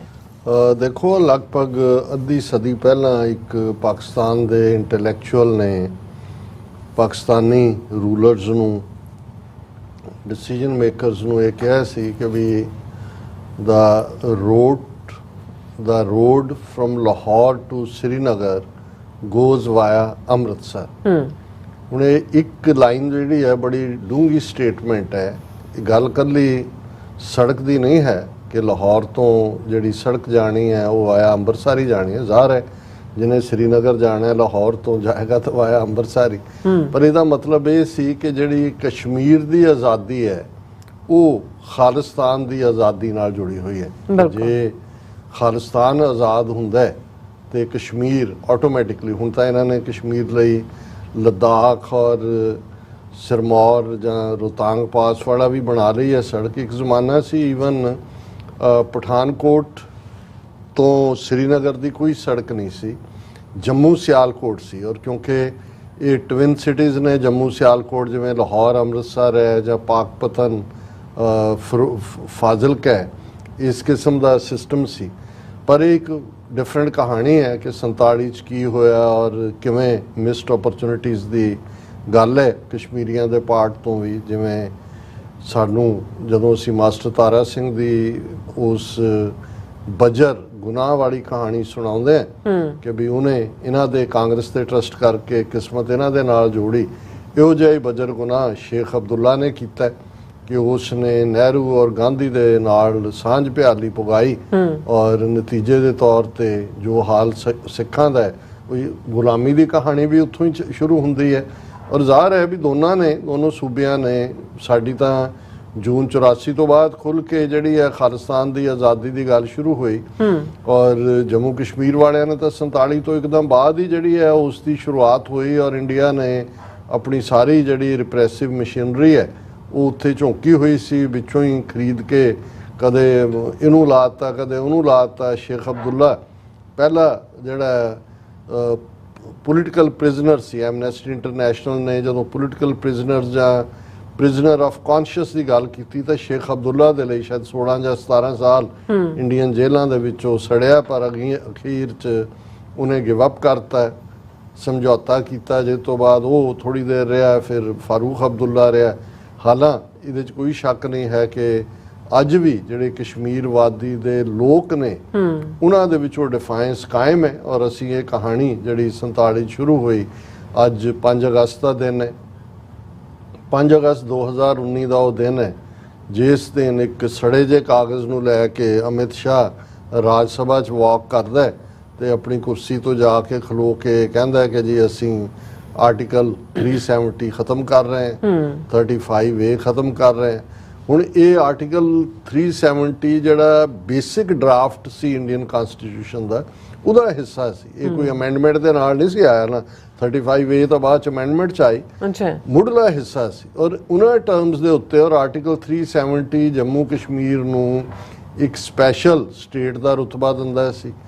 ਉਹਨਾਂ ਦੀ ਆਪਣੀ ਕਨਸਟੀਟਿਊਐਂਟ ਅਸੈਂਬਲੀ ਸੀ। ਕੋਈ ਲਾਅ ਜਿਹੜਾ ਇੰਡੀਅਨ ਸਟੇਟ ਪਾਸ ਕਰੇ ਆਟੋਮੈਟਿਕਲੀ ਜੰਮੂ ਕਸ਼ਮੀਰ ਤੇ ਲਾਗੂ ਨਹੀਂ ਸੀ ਹੁੰਦਾ ਜਦੋਂ ਤੱਕ ਜੰਮੂ ਕਸ਼ਮੀਰ ਅਸੈਂਬਲੀ ਉਹਨੂੰ ਨਾ ਕਰੇ।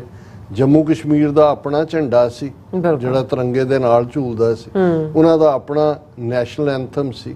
ਔਰ ਬਾਅਦ ਦੇ ਵਿੱਚ ਉਹਦੇ ਥੱਲੇ ਕੋਈ ਵੀ ਉਹ ਸਪੈਸ਼ਲ ਪ੍ਰਿਵਿਲੇਜ ਜਿਹੜੀ ਸਟੇਟ ਹੈ ਉਹਦੀ ਡੈਮੋਗ੍ਰਾਫੀ ਨਹੀਂ ਸੀ ਬਦਲ ਸਕਦੀ, ਕੋਈ ਉੱਥੇ ਜ਼ਮੀਨਾਂ ਨਹੀਂ ਸੀ ਖਰੀਦ ਸਕਦਾ ਕੋਈ ਹੋਰ ਕਸ਼ਮੀਰੀਆਂ ਤੋਂ, ਜੰਮੂ ਕਸ਼ਮੀਰ ਦੇ ਲੋਕਾਂ ਤੋਂ ਬਿਨਾਂ। ਹੁਣ ਇਹ ਜਿਵੇਂ ਇੱਕ ਸਟੇਜ ਦੇ ਉੱਤੇ ਜਦੋਂ ਅਜੇ ਸਿੱਖ ਹੋਮਲੈਂਡ ਦਾ ਮਤਾ ਅਕਾਲੀਆਂ ਨੇ ਪਾਸ ਨਹੀਂ ਸੀ ਕੀਤਾ, ਅਸੀਂ ਬਚਪਨ 'ਚ ਸੁਣਦੇ ਰਹੇ। ਇੱਕ ਇਹ ਵੀ ਮੰਗ ਹੁੰਦੀ ਸੀ ਸਿੱਖਾਂ 'ਚ ਕਿ ਜੀ ਪੰਜਾਬ ਨੂੰ ਆਰਟੀਕਲ 370 ਵਾਂਗ ਦਰਜਾ ਦਿੱਤਾ ਜਾਏ, ਕਿਉਂਕਿ ਪੰਜਾਬ ਦੇ ਅਕਾਲੀ ਵੀ ਇਹ ਸਮਝਦੇ ਸੀ ਕਿ ਵੀ ਇਹਦੇ ਥੱਲੇ ਘੱਟੋ ਘੱਟ ਸਾਡੀ ਜ਼ੁਬਾਨ, ਸਾਡੀ ਡੈਮੋਗ੍ਰਾਫੀ ਨਹੀਂ ਬਦਲੇਗੀ, ਸਾਡਾ ਆਪਣਾ ਝੰਡਾ ਵੀ ਹੋਏਗਾ, ਆਪਣੀ ਕਨਸਟੀਟਿਊਐਂਟ ਅਸੈਂਬਲੀ ਵੀ ਹੋਏਗੀ ਔਰ ਇਹ ਇੰਨੀ ਇੰਡੀਪੈਂਡੈਂਟ। ਲੇਕਿਨ ਅਸੀਂ ਦੇਖਦੇ ਹਾਂ ਵੀ ਇਹਨਾਂ ਦਾ ਤਾਂ ਉਹ ਵਾਅਦਾ ਤੋਂ ਮੁਕਰਨਾ ਇਵੇਂ ਹੀ ਹੈ ਜਿਵੇਂ ਉਹ ਨਹਿਰੂ ਦੀ ਕੋਈ ਗੱਲ ਸੁਣਾਉਂਦੇ ਆ। ਕੱਲ੍ਹ ਪਰਸੋਂ ਕਿਸੇ ਇਸ਼ੂ ਤੇ ਕੋਈ ਗੱਲ ਕਰ ਰਹੇ ਸੀ ਵੀ ਇਹ ਇੰਡੀਅਨ ਕਿਵੇਂ ਜਿਹੜੇ ਨੇ ਇੱਕਦਮ ਟਰਨ ਮਾਰ ਜਾਂਦੇ ਨੇ। ਮੈਂ ਕਿਹਾ ਜੀ ਇਹ ਤਾਂ ਜਿਹਨੂੰ ਐਗਨੋਸਟਿਕ ਕਹਿੰਦੇ ਨੇ ਜਾਂ ਜਿਹੜਾ ਕੋਈ ਪ੍ਰੈਕਟਿਸਿੰਗ ਹਿੰਦੂ ਨਹੀਂ ਸੀ, ਨਹਿਰੂ ਹਰ ਕਿਸਮ ਦੀਆਂ ਕਮਜ਼ੋਰੀਆਂ ਉਹਦੇ 'ਚ ਸੀ। ਉਹਨੇ ਜਦੋਂ ਉਹਨੂੰ ਪੁੱਛਿਆ ਸੀ ਕਿ ਜੀ ਵੀ ਤੁਸੀਂ ਇਕਰਾਰ ਕੀ ਕੀਤਾ ਸੀ ਤੇ ਹੁਣ ਤੁਸੀਂ ਕਰ ਕੀ ਰਹੇ ਹੋ, ਤਾਂ ਉਹਨੇ ਕਿਹਾ ਸੀ ਸਰਕਮਸਟੈਂਸਿਸ ਨਾਓ ਹੈਵ ਚੇਂਜਡ, ਤਬ ਬਾਤ ਔਰ ਥੀ ਅਬ ਬਾਤ ਔਰ। ਇਹ ਦੀ ਪੰਜਾਬੀ ਜਾਂ ਹਿੰਦੀ ਬਣਦੀ। ਔਰ ਨਾਲ ਦੀ ਨਾਲ ਉਹਨੇ ਇੱਕ ਪ੍ਰੈਸ ਕਾਨਫਰੰਸ 'ਚ ਉਹਨਾਂ ਜ਼ਮਾਨਿਆਂ 'ਚ ਸ਼ੇਅਰ ਕਿਹਾ ਸੀ ਕਿ ਬਾਤ ਐਸੀ ਕੀਜੀਏ ਹਰ ਬਾਤ ਕੇ 100 ਪਹਿਲੂ ਹੋਂ, ਕੋਈ ਪਹਿਲੂ ਤੋਂ ਰਹੇ ਬਾਤ ਬਦਲਨੇ ਕੇ ਲਈ, ਵੀ ਕਿਸੇ ਪਾਸਿਓਂ ਤੁਸੀਂ ਮੁੱਕਰ ਜਾਓ।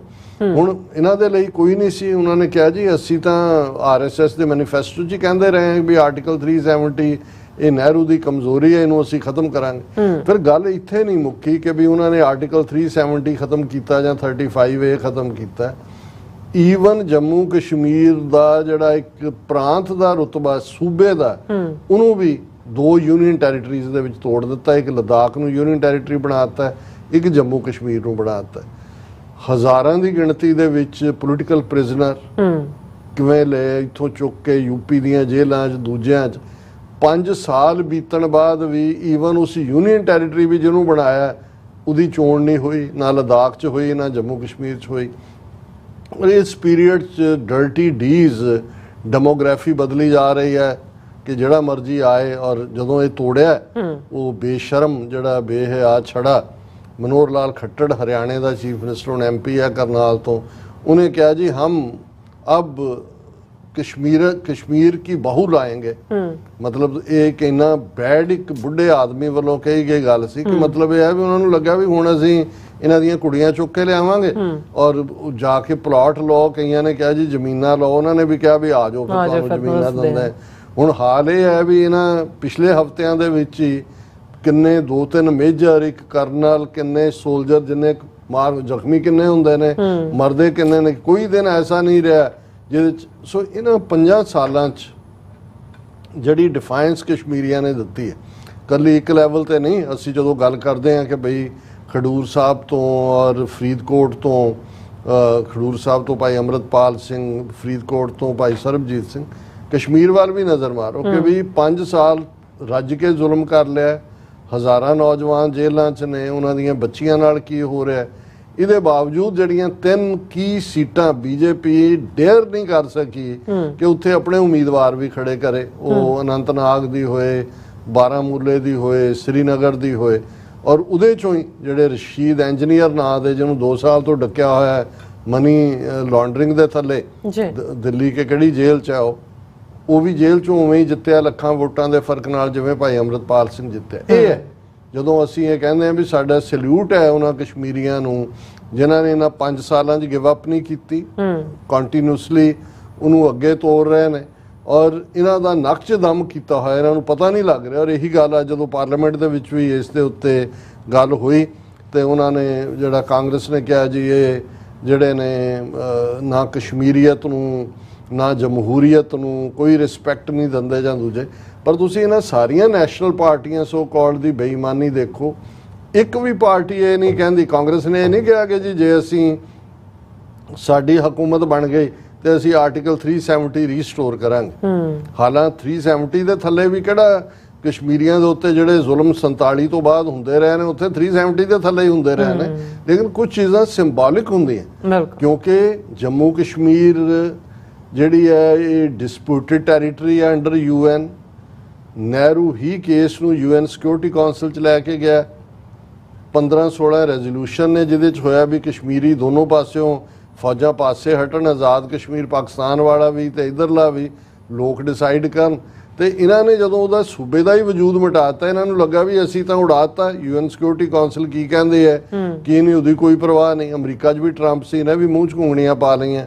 ਇਮਰਾਨ ਖਾਨ ਪਾਕਿਸਤਾਨ ਨੇ ਪ੍ਰੋਟੈਸਟ ਕੀਤਾ UN 'ਚ, ਪਰ ਕੌਣ ਸੁਣਦਾ ਜਦੋਂ ਤੁਹਾਡਾ ਸਾਰਾ। ਪਰ ਕਸ਼ਮੀਰੀਆਂ ਦੀ ਸਟਰਗਲ ਬਰਾਬਰ ਜਾਰੀ ਹੈ। ਔਰ ਇਹ ਹੈ ਜਦੋਂ ਅਸੀਂ ਡਿਫਾਇੰਸ ਦੀ ਗੱਲ ਕਰਦੇ ਹਾਂ, ਇਹ ਠੀਕ ਹੈ ਕਿ ਕੌਮਾਂ 'ਚ ਜਦੋਂ ਕੋਈ ਗਲਤ ਫੈਸਲਾ ਹੁੰਦਾ ਹੈ ਔਰ ਜਿਸ ਬਾਰੇ ਅਸੀਂ ਜਦੋਂ ਸ਼ੇਖ ਅਬਦੁੱਲਾ ਜਾਂ ਮਾਸਟਰ ਤਾਰਾ ਸਿੰਘ, ਬਲਦੇਵ ਸਿੰਘ, ਗਿਆਨੀ ਕਰਤਾਰ ਸਿੰਘ ਇਹਨਾਂ ਸਾਰਿਆਂ ਦੀ ਫੇਲਿਅਰ ਦੀ ਗੱਲ ਕਰਦੇ ਹਾਂ ਤੇ ਉਰਦੂ ਦਾ ਕਪਲੇਟ ਹੀ ਸਾਰੀ ਕਹਾਣੀ ਨੂੰ ਕਹਿੰਦਾ ਹੈ ਕਿ ਉਹ ਵਕਤ ਵੀ ਦੇਖਾ ਤਾਰੀਖ ਕੀ ਘੜੀਆਂ ਨੇ ਜਬ ਲਮਹੋਂ ਨੇ ਖਤਾ ਕੀ ਸਦੀਆਂ ਨੇ ਸਜ਼ਾ ਪਾਈ। ਇਹ ਠੀਕ ਹੈ 76-77 ਸਾਲ ਤੋਂ ਕਸ਼ਮੀਰੀ ਵੀ ਲੜ ਰਹੇ ਨੇ, ਅਸੀਂ ਵੀ ਲੜ ਰਹੇ ਹਾਂ, ਪਰ ਸਾਡੀ ਡੈਸਟੀਨੀ ਵੀ ਆਜ਼ਾਦੀ ਹੈ, ਦੁਸ਼ਮਣ ਵੀ ਸਾਡਾ ਇੱਕ ਹੈ, ਹਥਿਆਰ ਵੀ ਉਹੀ ਜਿਹੜੇ ਝੂਠ, ਪ੍ਰੋਪੇਗੈਂਡਾ, ਜ਼ੁਲਮ, ਰੇਪ, ਪੋਲੀਟੀਕਲ ਕੈਦੀਆਂ ਨੂੰ ਜਿਹੜਾ ਉਹ ਦਹਿਸ਼ਤਗਰਦ ਬਣਾਉਣਾ। ਜਿਵੇਂ ਇਹਨਾਂ ਨੇ ਸੈਯਦ ਅਲੀ ਸ਼ਾਹ ਗਿਲਾਨੀ ਦੀ ਈਵਨ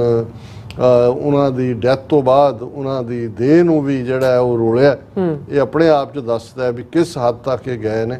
ਲੇਕਿਨ ਅਸੀਂ ਸਮਝਦੇ ਹਾਂ ਵੀ ਅਲਟੀਮੇਟਲੀ ਜਦੋਂ ਲੋਕ ਖਲੋ ਜਾਂਦੇ ਨੇ, ਹੁਣ ਅਸੀਂ ਬੰਗਲਾਦੇਸ਼ ਦੀ ਗੱਲ ਕਰਕੇ ਹਟੇ ਵੀ ਉਹਨਾਂ ਨੇ ਆ 2 ਹਫ਼ਤੇ 400 ਮੁੰਡਾ ਮਾਰਿਆ, 1000 ਜ਼ਖਮੀ ਕੀਤਾ, ਲੇਕਿਨ ਜਦੋਂ ਸਾਰਾ ਮੁਲਕ ਨਿਕਲ ਕੇ ਬਾਹਰ ਆ ਗਿਆ ਉਹਨਾਂ ਨੇ ਕਿਹਾ, ਫੌਜ ਨੇ ਵੀ ਕਿਹਾ ਜੀ ਹੁਣ ਨਹੀਂ ਅਸੀਂ ਗੋਲੀ ਚਲਾ ਸਕਦੇ, ਆਪਣੇ ਨੇ ਕਿਹਨੂੰ ਮਾਰਨਾ। ਸੋ ਉਹੀ ਅਸੀਂ ਹੋਪ ਕਰਦੇ ਹਾਂ ਕਿ ਇੱਕ ਪੀਰੀਅਡ ਆਏਗਾ ਜਿਵੇਂ ਸ਼ੇਖ ਹਸੀਨਾ ਦੌੜੀ ਹੈ ਔਰ ਬਿਲਕੁਲ 40 ਮਿੰਟਾਂ ਦੇ ਵਿੱਚ ਉਹ ਕਹਿੰਦੇ ਸੀ ਮੈਂ ਜਾਣ ਤੋਂ ਪਹਿਲਾਂ ਆਪਣਾ ਮੈਸੇਜ ਮੁਲਕ ਦੇ ਲੋਕਾਂ ਨੂੰ ਉਹ ਵੀ ਨਹੀਂ ਉਹਨਾਂ ਨੇ, ਉਹਨੂੰ ਕਿਹਾ ਇੱਥੇ ਦੌੜ ਇੱਥੇ ਆ ਗਏ ਤੇਰੇ ਮਹਿਲ ਚੁੱਕ ਕੇ ਲੈ ਜਾਣਾ ਤੁਹਾਨੂੰ ਉਹਨਾਂ ਨੇ। ਔਰ ਅਸੀਂ ਸਮਝਦੇ ਹਾਂ ਵੀ ਇਹੀ ਹਾਲ ਹੋਣਾ ਹੈ ਮੋਦੀ ਦਾ, ਤੇ ਮੋਦੀ ਨੇ ਦੇ ਤਾਂ ਅੰਬਾਨੀ ਅਡਾਨੀਆਂ ਨੇ ਕਈ ਥਾਂ ਉਹਨਾਂ ਨੂੰ ਲੈ ਜਾਣਾ, ਪਰ ਇਹਨੇ ਵੀ ਇਵੇਂ ਹੀ ਦੌੜਨਾ ਉੱਥੋਂ। ਸੋ ਅਲਟੀਮੇਟਲੀ ਕਸ਼ਮੀਰ ਵੀ ਆਜ਼ਾਦ ਹੋਏਗਾ, ਖਾਲਿਸਤਾਨ ਵੀ ਆਜ਼ਾਦ ਹੋਏਗਾ। ਨਾਰਥ ਈਸਟ ਦੇ ਵਿੱਚ ਜਿਹੜੀਆਂ ਸਟਰਗਲਸ ਨੇ ਜੋ ਮਨੀਪੁਰੀਆਂ ਨਾਲ ਕਰ ਰਹੇ ਨੇ, ਨਾਗਿਆਂ ਨਾਲ ਪਹਿਲਾਂ ਹੀ ਕਰ ਰਹੇ ਸੀ। ਸੋ ਇਹ ਸਾਡੀ ਸਾਂਝੀ ਪੀੜ ਵੀ ਹੈ, ਦੁਸ਼ਮਣ ਵੀ ਸਾਂਝਾ ਹੈ, ਤੇ ਅਲਟੀਮੇਟਲੀ ਖਾਲਿਸਤਾਨ ਔਰ ਕਸ਼ਮੀਰ ਦੀ ਆਜ਼ਾਦੀ ਇੱਕ ਦੂਜੇ ਨਾਲ ਜੁੜੇ ਹੋਏ ਨੇ। ਜਿਵੇਂ ਸਿਆਣੇ ਉਸ ਕਲੰਦਰ ਨੇ ਕਿਹਾ ਸੀ ਕਿ the road from Lahore to Srinagar goes via Amritsar. ਜੀ ਡਾਕਟਰ ਸਾਹਿਬ ਤੁਹਾਡਾ ਬਹੁਤ ਬਹੁਤ ਧੰਨਵਾਦ। ਸੋ ਇੱਥੇ ਲੈਣ ਬ੍ਰੇਕ ਫਿਊਅਰਸ ਤੁਸੀਂ ਇਸੇ ਤਰ੍ਹਾਂ ਜੁੜੇ ਰਹਿਣਾ, ਮਿਲਦੇ ਹਾਂ ਆਫਟਰ ਦਿਸ ਸ਼ਾਰਟ ਬ੍ਰੇਕ।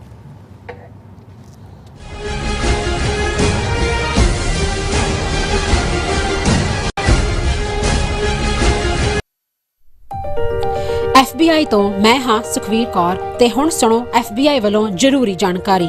ਸਾਡੇ ਦੇਸ਼ ਅਮਰੀਕਾ ਵਿੱਚ ਬਾਹਰਲੇ ਦੇਸ਼ਾਂ ਦੀਆਂ ਸਰਕਾਰਾਂ ਵੱਲੋਂ ਅੰਤਰਰਾਸ਼ਟਰੀ ਦਬਾਅ ਪਾਇਆ ਜਾ ਰਿਹਾ ਹੈ। ਇਸ ਨੂੰ ਰੋਕਣ ਲਈ FBI ਨੂੰ ਤੁਹਾਡੇ ਸਹਿਯੋਗ ਦੀ ਲੋੜ ਹੈ। ਵਿਦੇਸ਼ੀ ਸਰਕਾਰਾਂ ਜਾਂ ਉਹਨਾਂ ਦੇ ਮੁਲਾਜ਼ਮਾਂ ਜਾਂ ਮੁਖਬਰਾਂ ਵੱਲੋਂ ਅਮਰੀਕਾ ਵਿੱਚ ਵਸਦੇ ਕਿਸੇ ਵੀ ਇਨਸਾਨ ਨਾਲ ਕੀਤੇ ਜਾ ਰਹੇ ਅੰਤਰਰਾਸ਼ਟਰੀ ਦਬਾਅ ਦੀਆਂ ਕੁਝ ਕਿਸਮਾਂ ਇਹ ਨੇ: ਨਿਗਰਾਨੀ ਰੱਖਣੀ, ਪਿੱਛਾ ਕਰਨਾ, ਤੰਗ ਪਰੇਸ਼ਾਨ ਕਰਨਾ, ਅਗਵਾ ਕਰਨ ਦੀ ਕੋਸ਼ਿਸ਼ ਜਾਂ ਉਸ ਤੇ ਸਰੀਰਕ ਹਮਲਾ ਕਰਨਾ ਅਤੇ ਧਮਕੀਆਂ ਤੇ ਡਰਾਵੇ ਰਾਹੀਂ ਜ਼ਬਰਦਸਤੀ ਕਿਸੇ ਭਾਈਚਾਰੇ ਜਾਂ ਵਿਅਕਤੀਆਂ ਬਾਰੇ ਜਾਣਕਾਰੀ ਇਕੱਠੀ ਕਰਨ ਦੀ ਕੋਸ਼ਿਸ਼ ਕਰਨੀ, ਕਿਸੇ ਨੂੰ ਉਸ ਦੇ ਮੂਲ ਦੇਸ਼ ਨੂੰ ਮੁੜਨ ਲਈ ਮਜਬੂਰ ਕਰਨਾ ਜਾਂ ਮੂਲ ਦੇਸ਼ ਵਿੱਚ ਵਸਦੇ ਉਸ ਦੇ ਰਿਸ਼ਤੇਦਾਰਾਂ ਨੂੰ ਡਰਾਉਣਾ ਜਾਂ ਹਿਰਾਸਤ ਵਿੱਚ ਲੈਣਾ, ਕਿਸੇ ਦੇ ਕੰਪਿਊਟਰ ਜਾਂ ਫੋਨ ਨੂੰ ਹੈਕ ਕਰਕੇ ਉਸ ਦੀ ਨਿੱਜਤਾ ਤੇ ਹਮਲਾ ਕਰਨਾ ਜਾਂ ਉਸ ਬਾਰੇ ਇੰਟਰਨੈਟ ਤੇ ਕੂੜ ਪ੍ਰਚਾਰ ਕਰਨਾ, ਕਿਸੇ ਦੀਆਂ ਵਿੱਤੀ ਜਾਇਦਾਦਾਂ ਨੂੰ ਜ਼ਬਤ ਕਰਨਾ। ਜੇ ਤੁਹਾਨੂੰ ਲੱਗਦਾ ਹੈ ਕਿ ਤੁਸੀਂ ਅੰਤਰਰਾਸ਼ਟਰੀ ਦਬਾਅ ਦੇ ਸ਼ਿਕਾਰ ਹੋ ਤਾਂ FBI ਨੂੰ ਹੁਣੇ ਕਾਲ ਕਰੋ 1-800-CALL-FBI ਜਾਂ 1-800-225-5324 ਤੇ ਸੰਪਰਕ ਕਰੋ। ਤੇ ਜੇ ਤੁਹਾਡੇ ਲਈ ਅੰਗਰੇਜ਼ੀ ਵਿੱਚ ਗੱਲ ਕਰਨਾ ਮੁਸ਼ਕਲ ਹੈ ਤਾਂ ਤੁਸੀਂ ਪੰਜਾਬੀ ਵਿੱਚ ਗੱਲ ਕਰਨ ਲਈ ਕਹਿ ਸਕਦੇ ਹੋ ਜਾਂ FBI ਦੀ ਵੈਬਸਾਈਟ tips.fbi.gov ਤੇ ਆਪਣੀ ਸ਼ਿਕਾਇਤ ਦਰਜ ਕਰਾਓ। ਹੋਰ ਜਾਣਕਾਰੀ ਲਈ ਦੇਖੋ fbi.gov/TNR। ਜੇਕਰ ਤੁਸੀਂ ਤੁਰੰਤ ਸਰੀਰਕ ਖਤਰੇ ਵਿੱਚ ਹੋ ਤਾਂ 911 ਤੇ ਕਾਲ ਕਰੋ। FBI ਵੱਲੋਂ ਤੁਹਾਡੀ ਰਿਪੋਰਟ ਕਦੇ ਵੀ ਕਿਸੇ ਵਿਦੇਸ਼ੀ ਸਰਕਾਰ ਨਾਲ ਸਾਂਝੀ ਨਹੀਂ ਕੀਤੀ ਜਾਵੇਗੀ। FBI ਦਾ ਮਨੋਰਥ ਅਮਰੀਕਾ ਵਿੱਚ ਵਸਦੇ ਲੋਕਾਂ ਦੀ ਰੱਖਿਆ ਕਰਨਾ ਅਤੇ ਯੂਨਾਈਟਿਡ ਸਟੇਟਸ ਦੇ ਸੰਵਿਧਾਨ ਨੂੰ ਕਾਇਮ ਰੱਖਣਾ ਹੈ।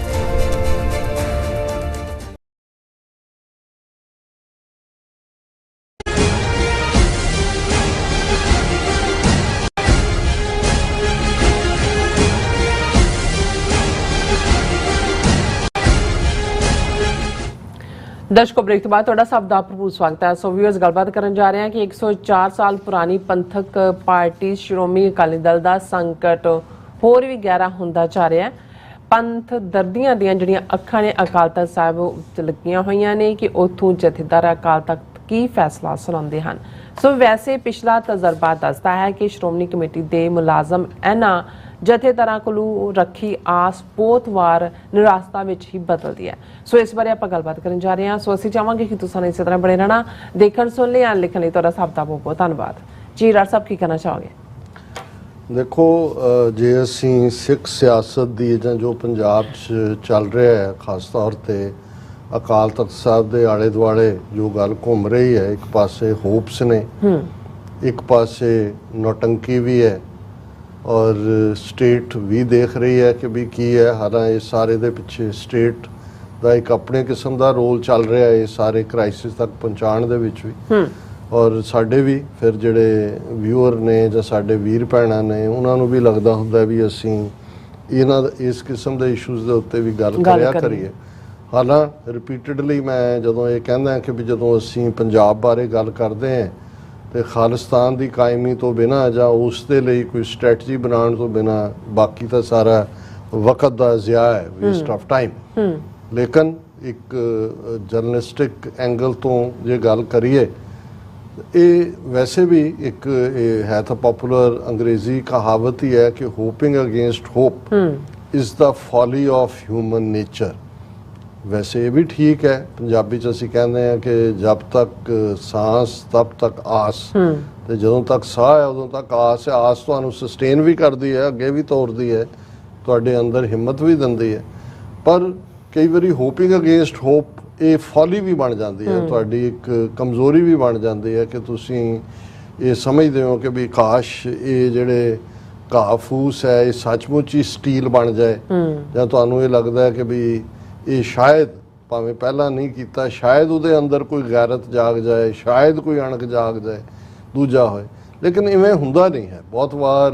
ਔਰ ਇਹ ਵੀ ਹਾਲਾਂ ਇੱਕ ਪਾਸੇ ਜਦੋਂ ਤੱਕ ਆਸ ਉਦੋਂ ਤੱਕ ਸਾਸ ਆਸ ਦੀ ਗੱਲ ਵੀ ਸੀ, ਤੇ ਵੈਸੇ ਸਾਡਿਆਂ ਨੇ ਇਹ ਵੀ ਕਹਾਵਤ ਘੜੀ ਵੀ ਜਿਹੜੇ ਤਰਨਤਾਰਨ ਕੋੜੇ ਉਹ ਅੰਮ੍ਰਿਤਸਰ ਵੀ ਕੋੜੇ ਕਿ ਬਈ ਜਿਹਦਾ ਕੋੜ ਅੰਮ੍ਰਿਤਸਰ ਦੇ ਤਰਨਤਾਰਨ ਦੇ ਸਰੋਵਰ 'ਚ ਇਸ਼ਨਾਨ ਨਾਲ ਠੀਕ ਨਹੀਂ ਹੋਇਆ ਉਹ ਅੰਮ੍ਰਿਤਸਰ ਵੀ ਨਹੀਂ ਹੋਣਾ। ਸਾਡੇ ਲਹਿੰਦੇ ਪੰਜਾਬ ਵਾਲੇ ਕਹਿੰਦੇ ਨੇ ਜਿਹੜੇ ਲਾਹੌਰ ਕੋੜੇ ਪਿਸ਼ੌਰ ਵੀ ਕੋੜੇ ਕਿ ਵੀ ਇਧਰੋਂ ਜਾ ਕੇ ਉਧਰ ਤੱਕ ਕੋਈ ਕੁਝ ਬਦਲ ਤਾਂ ਨਹੀਂ ਜਾਂਦਾ। ਮਤਲਬ ਇਹ ਹੈ ਕਿ ਵੀ ਇਹ ਦੋਨੋਂ ਹੀ ਪੈਰਲਲ ਨਾਲ ਚੱਲ ਰਹੇ ਹੁੰਦੇ ਨੇ। ਪਰ ਸਾਡੀ ਕੌਮ ਦੇ ਵਿੱਚ ਫਿਰ ਵੀ ਜਦੋਂ ਅਸੀਂ ਆਪਣੀਆਂ ਇੰਸਟੀਟਿਊਸ਼ਨਸ ਦੀ ਗੱਲ ਕਰਦੇ ਹਾਂ, ਅਕਾਲ ਤਖਤ ਦੀ ਗੱਲ ਕਰਦੇ ਹਾਂ, ਤਾਂ ਸਾਨੂੰ ਲੱਗਦਾ ਵੀ ਸ਼ਾਇਦ ਅਕਾਲੀ ਫੂਲਾ ਸਿੰਘ ਰਾਤ ਜਥੇਦਾਰ ਨੂੰ ਉਠਾ ਕੇ ਚਾਰ ਚਾਬਕ ਮਾਰੇ ਕਿ ਵੀ ਸਟੀਲ ਦੀ ਸਪਾਈਨ ਬਣਾ ਔਰ ਕਰ ਕੁਛ। ਹੁਣ ਹਾਲਾਤ ਇਹ ਨੇ ਵੀ ਅਫਸੋਸ ਵੀ ਹੁੰਦਾ ਜਦੋਂ ਮੈਂ ਇਹ ਗੱਲ ਕਰ ਰਹੇ ਹਾਂ, ਭਾਵੇਂ ਮੈਂ ਲਾਈਟਰ ਅੰਦਾਜ਼ ਤੋਂ ਸ਼ੁਰੂ ਕੀਤੀ ਹੈ ਗੱਲ, ਪਰ ਮੇਰਾ ਅੰਦਰ ਪੀੜ ਨਾਲ ਭਰਿਆ ਹੁੰਦਾ ਕਿ ਵੀ ਅਕਾਲੀ ਦਲ 104 ਸਾਲ ਇੱਕ ਪਾਸੇ ਉਹ ਅੰਗਰੇਜ਼ਾਂ ਦੀ ਨਿੱਕਰ ਪਾ ਕੇ, ਹੁਣ ਇਹਨਾਂ ਨੂੰ ਕੋਈ ਪੁੱਛੇ ਜਿਹੜੇ RSS ਸਵਦੇਸ਼ੀ ਤੇ ਸਵਯੰ ਸੇਵਕ ਤੇ ਭਾਰਤ ਤੇ ਫਲਾਣਾ, ਇਹ ਧੋਤੀ, ਚਿੱਟੀ ਧੋਤੀ ਤੋਂ ਨਿੱਕਰ ਕਿਵੇਂ ਬਣ ਗਈ ਸਵਦੇਸ਼ੀ ਜੀ?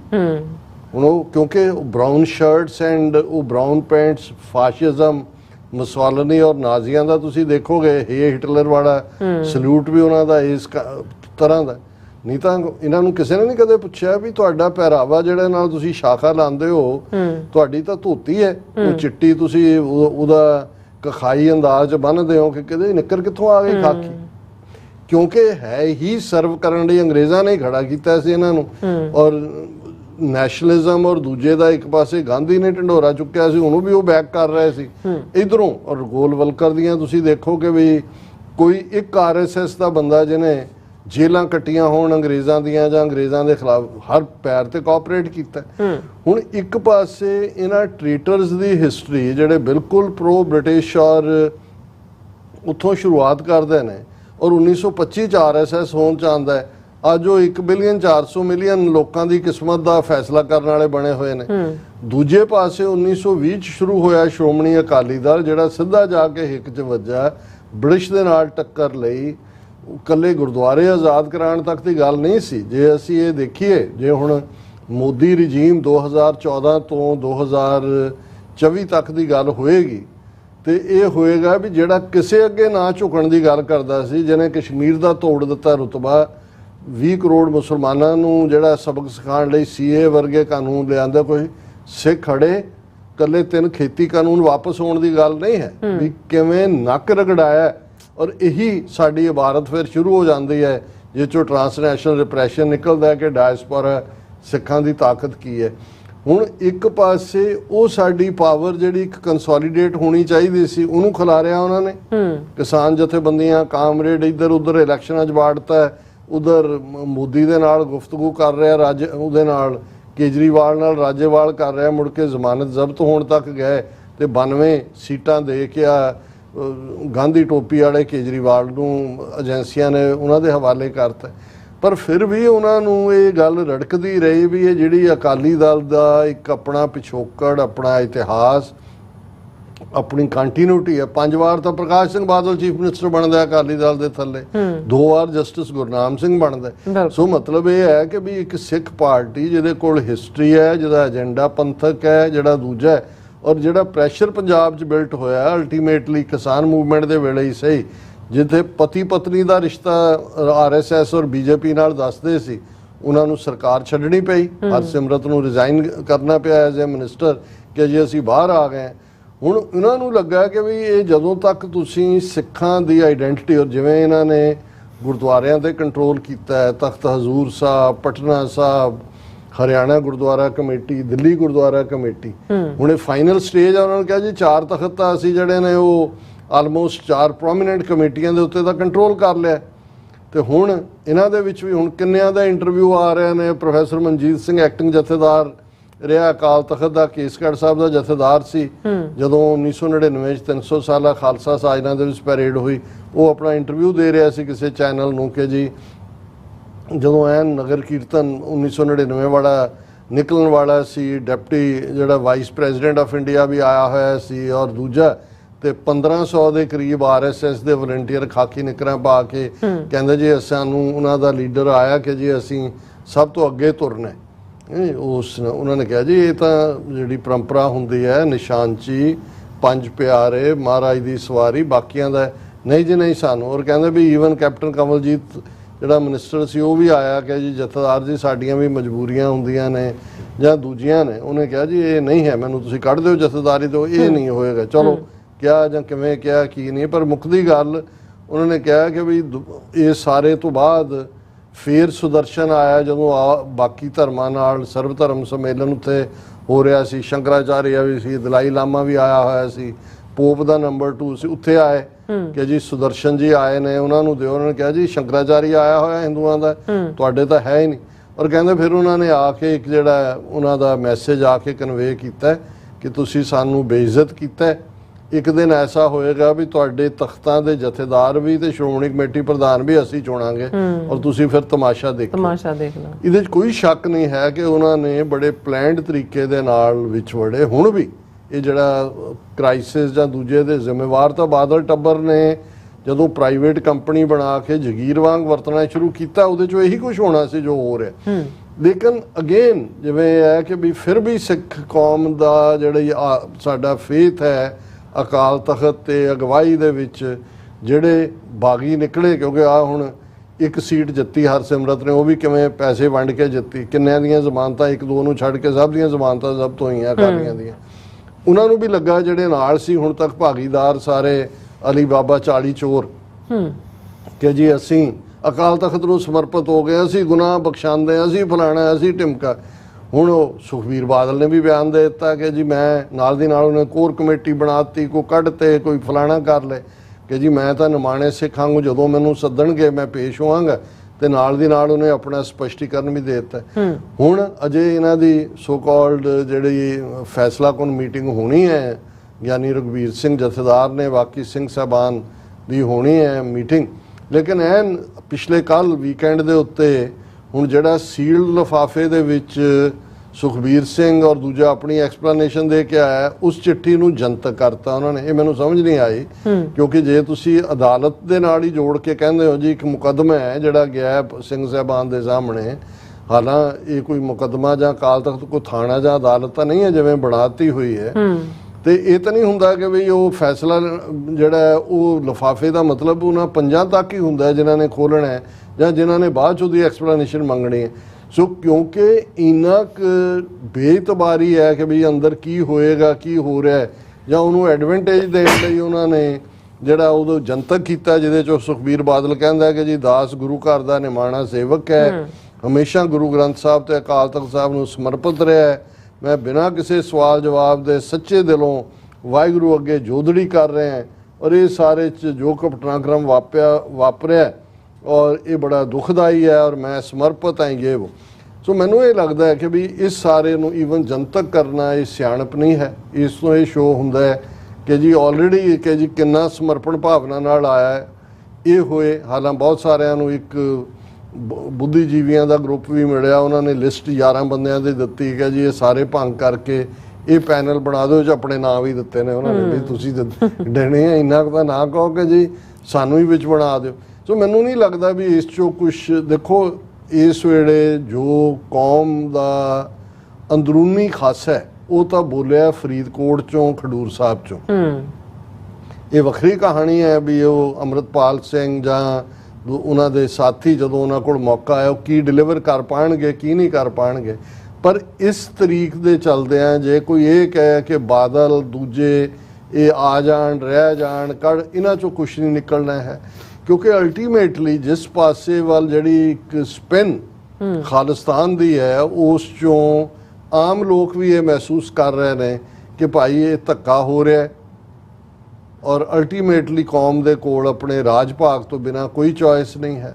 ਇਹੀ ਕਾਰਨ ਹੈ, ਅਸੀਂ ਜ਼ਿਕਰ ਕਰਾਂਗੇ ਇਹਦਾ ਵੇਰਵੇ ਨਾਲ, ਕਿ ਇੱਕਦਮ ਇਸ ਕਿਸਮ ਦੇ ਸੂਡੋ ਸਕਾਲਰ ਫੀਲਡ 'ਚ ਆ ਗਏ ਨੇ ਜਿਨ੍ਹਾਂ ਨੂੰ ਯੂਟਿਊਬਰ ਔਰ ਦੂਜੇ ਇੰਟਰਵਿਊ ਕਰ ਰਹੇ ਨੇ, ਜਿਹੜੇ ਕਹਿੰਦੇ ਨੇ ਜੀ ਸਿੱਖ ਬਹੁਤ ਵੱਡੀ ਮਹਾਨ ਕੌਮ ਹੈ ਔਰ ਅਸੀਂ ਸਾਰੇ ਹੀ ਭਾਰਤ ਨੂੰ ਖਾਲਿਸਤਾਨ ਬਣਾਉਣਾ ਹੈ, ਅਸੀਂ ਦਲਿਤ ਵਰਗ ਨੂੰ ਵੀ ਨਾਲ ਲੈਣਾ ਹੈ, ਅਸੀਂ ਫਲਾਣੇ ਨੂੰ ਵੀ ਕਰਨਾ ਹੈ। ਉਹ ਇੱਕ ਵੱਖਰਾ ਵਿਸ਼ਾ ਹੈ, ਪਰ ਇਹ ਵੀ ਇੱਕ ਪਾਸੇ ਡਿਵੀਏਸ਼ਨ ਟੈਕਟਿਕ ਹੈ, ਦੂਸਰੇ ਪਾਸੇ ਇਹ ਜਿਹੜਾ ਜਥੇਦਾਰਾਂ ਨੇ ਮਰਿਆਦਾ ਮੁਤਾਬਕ ਨਿਸ਼ਾਨ ਸਾਹਿਬ, ਬਸੰਤੀ ਔਰ ਸੁਰਮਈ ਵਾਲੀ ਇਹਦੀ ਟਾਈਮਿੰਗ, ਇਹ ਵੀ ਡਾਈਵਰਸ਼ਨਰੀ ਟੈਕਟਿਕ ਹੈ। ਔਰ ਹੁਣ ਚਿੱਠੀ ਦਾ ਜਨਤਕ ਕਰਨਾ ਸੁਖਬੀਰ ਬਾਦਲ ਦਾ, ਔਰ ਇਹ ਤਾਂ ਕਿ ਜਿਹੜਾ ਪ੍ਰੈਸ਼ਰ ਜਾਂ ਜੋ ਕੁਝ ਬਣਿਆ ਹੋਇਆ ਹੈ ਸਿੱਖ ਸੰਗਤਾਂ ਦੀ ਹੋਪ ਬਹੁਤੇ ਕਰ ਰਹੇ ਨੇ ਕਿ ਜੀ ਕੁਝ ਡਿਲੀਵਰ ਕਰਨਗੇ, ਕਰ ਦੇਣ, ਮੈਨੂੰ ਚੰਗਾ ਲੱਗੇਗਾ। ਮੈਂ ਗਲਤ ਸਾਬਤ ਹੋਵਾਂ ਕਿ ਜੀ ਗਿਆਨੀ ਰਘਬੀਰ ਸਿੰਘ ਚ ਰਾਤੋਂ ਰਾਤ ਅਕਾਲੀ ਫੂਲਾ ਸਿੰਘ ਆ ਗਏ ਨੇ, ਪਰ ਮੈਨੂੰ ਲੱਗਦਾ ਨਹੀਂ, ਇਹਦੇ ਚੋਂ ਡਿਸਅਪੁਆਇੰਟਮੈਂਟ ਹੀ ਨਿਕਲੇਗੀ, ਕਿਉਂਕਿ ਇਹ ਸਾਰੇ ਹੀ ਤਾਕਤ ਦੇ ਭੁੱਖੇ ਨੇ ਔਰ ਵਨ ਵੇ ਔਰ ਦਾ ਅਦਰ ਜਿਹੜੇ ਨੇ ਉਹੀ ਵਾਪਸ ਲੈਣਾ ਚਾਹੁੰਦੇ ਨੇ ਜੋ ਇਹਨਾਂ ਨੂੰ ਲੱਗਦਾ ਵੀ ਇਹਨਾਂ ਤੋਂ ਖੋਹ ਲਿਆ ਗਿਆ ਹੈ। ਬਿਲਕੁਲ ਰਾਸਾ, ਤੁਹਾਡਾ ਬਹੁਤ ਬਹੁਤ ਧੰਨਵਾਦ। ਸੋ ਅਥਲੇ ਨੇ ਬ੍ਰੇਕ ਵਿਊਅਰਸ ਤੁਸੀਂ ਤਾਂ ਇਸੇ ਤਰ੍ਹਾਂ ਜੁੜੇ ਰਹਿਣਾ, ਮਿਲਦੇ ਹਾਂ ਛੋਟੇ ਜਿਹੇ ਬ੍ਰੇਕ ਤੋਂ ਬਾਅਦ।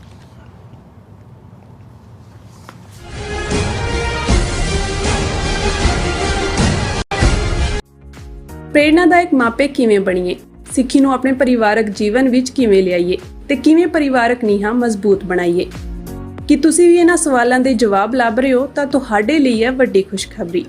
ਨਿਊਯਾਰਕ ਅਤੇ ਨਿਊ ਜਰਸੀ ਵਿਖੇ ਹੋ ਰਿਹਾ ਹੈ ਸਿੱਖ ਪੇਰੈਂਟਿੰਗ ਕੋਰਸ।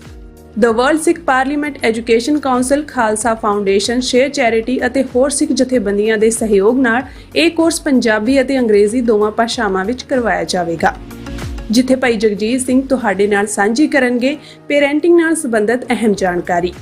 10 ਅਗਸਤ ਦਿਨ ਸ਼ਨੀਚਰਵਾਰ ਨੂੰ ਸਵੇਰੇ 10 ਵਜੇ ਤੋਂ ਸ਼ਾਮ 4 ਵਜੇ ਤੱਕ Bombay Theatre 6825 Fresh Meadow Lane, Flushing, New York ਅਤੇ 11 ਅਗਸਤ ਦਿਨ ਐਤਵਾਰ ਸਵੇਰੇ 10 ਵਜੇ ਤੋਂ ਸ਼ਾਮ 5 ਵਜੇ ਤੱਕ Gurdwara Sahib Dashmesh Darbar, Carteret, New Jersey ਵਿਖੇ ਜ਼ਰੂਰ ਪਹੁੰਚੋ।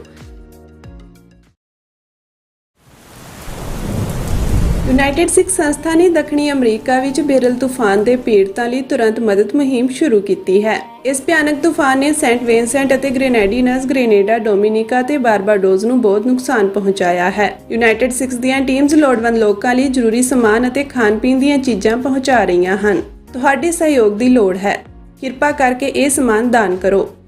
ਖਾਣ-ਪੀਣ ਦੀਆਂ ਚੀਜ਼ਾਂ, ਤਿਰਪਾਲ, ਜਨਰੇਟਰ, ਕੱਪੜੇ, ਤੰਬੂ, ਟਾਇਲਟ ਪੇਪਰ, ਬਰਸਾਤੀ ਕੋਟ, ਸੈਨੇਟਰੀ ਪੈਡ, ਹਰੇਕ ਸਾਈਜ਼ ਦੇ ਡਾਈਪਰ ਆਦਿ। ਡੋਨੇਟ ਕਰਨ ਲਈ contact@unitedsikhs.org ਤੇ ਸੰਪਰਕ ਕਰੋ। ਮਦਦ ਕਰਨ ਲਈ ਕਿਰਪਾ ਕਰਕੇ ਸਾਡੀ ਵੈਬਸਾਈਟ ਤੇ ਡੋਨੇਟ ਕਰੋ।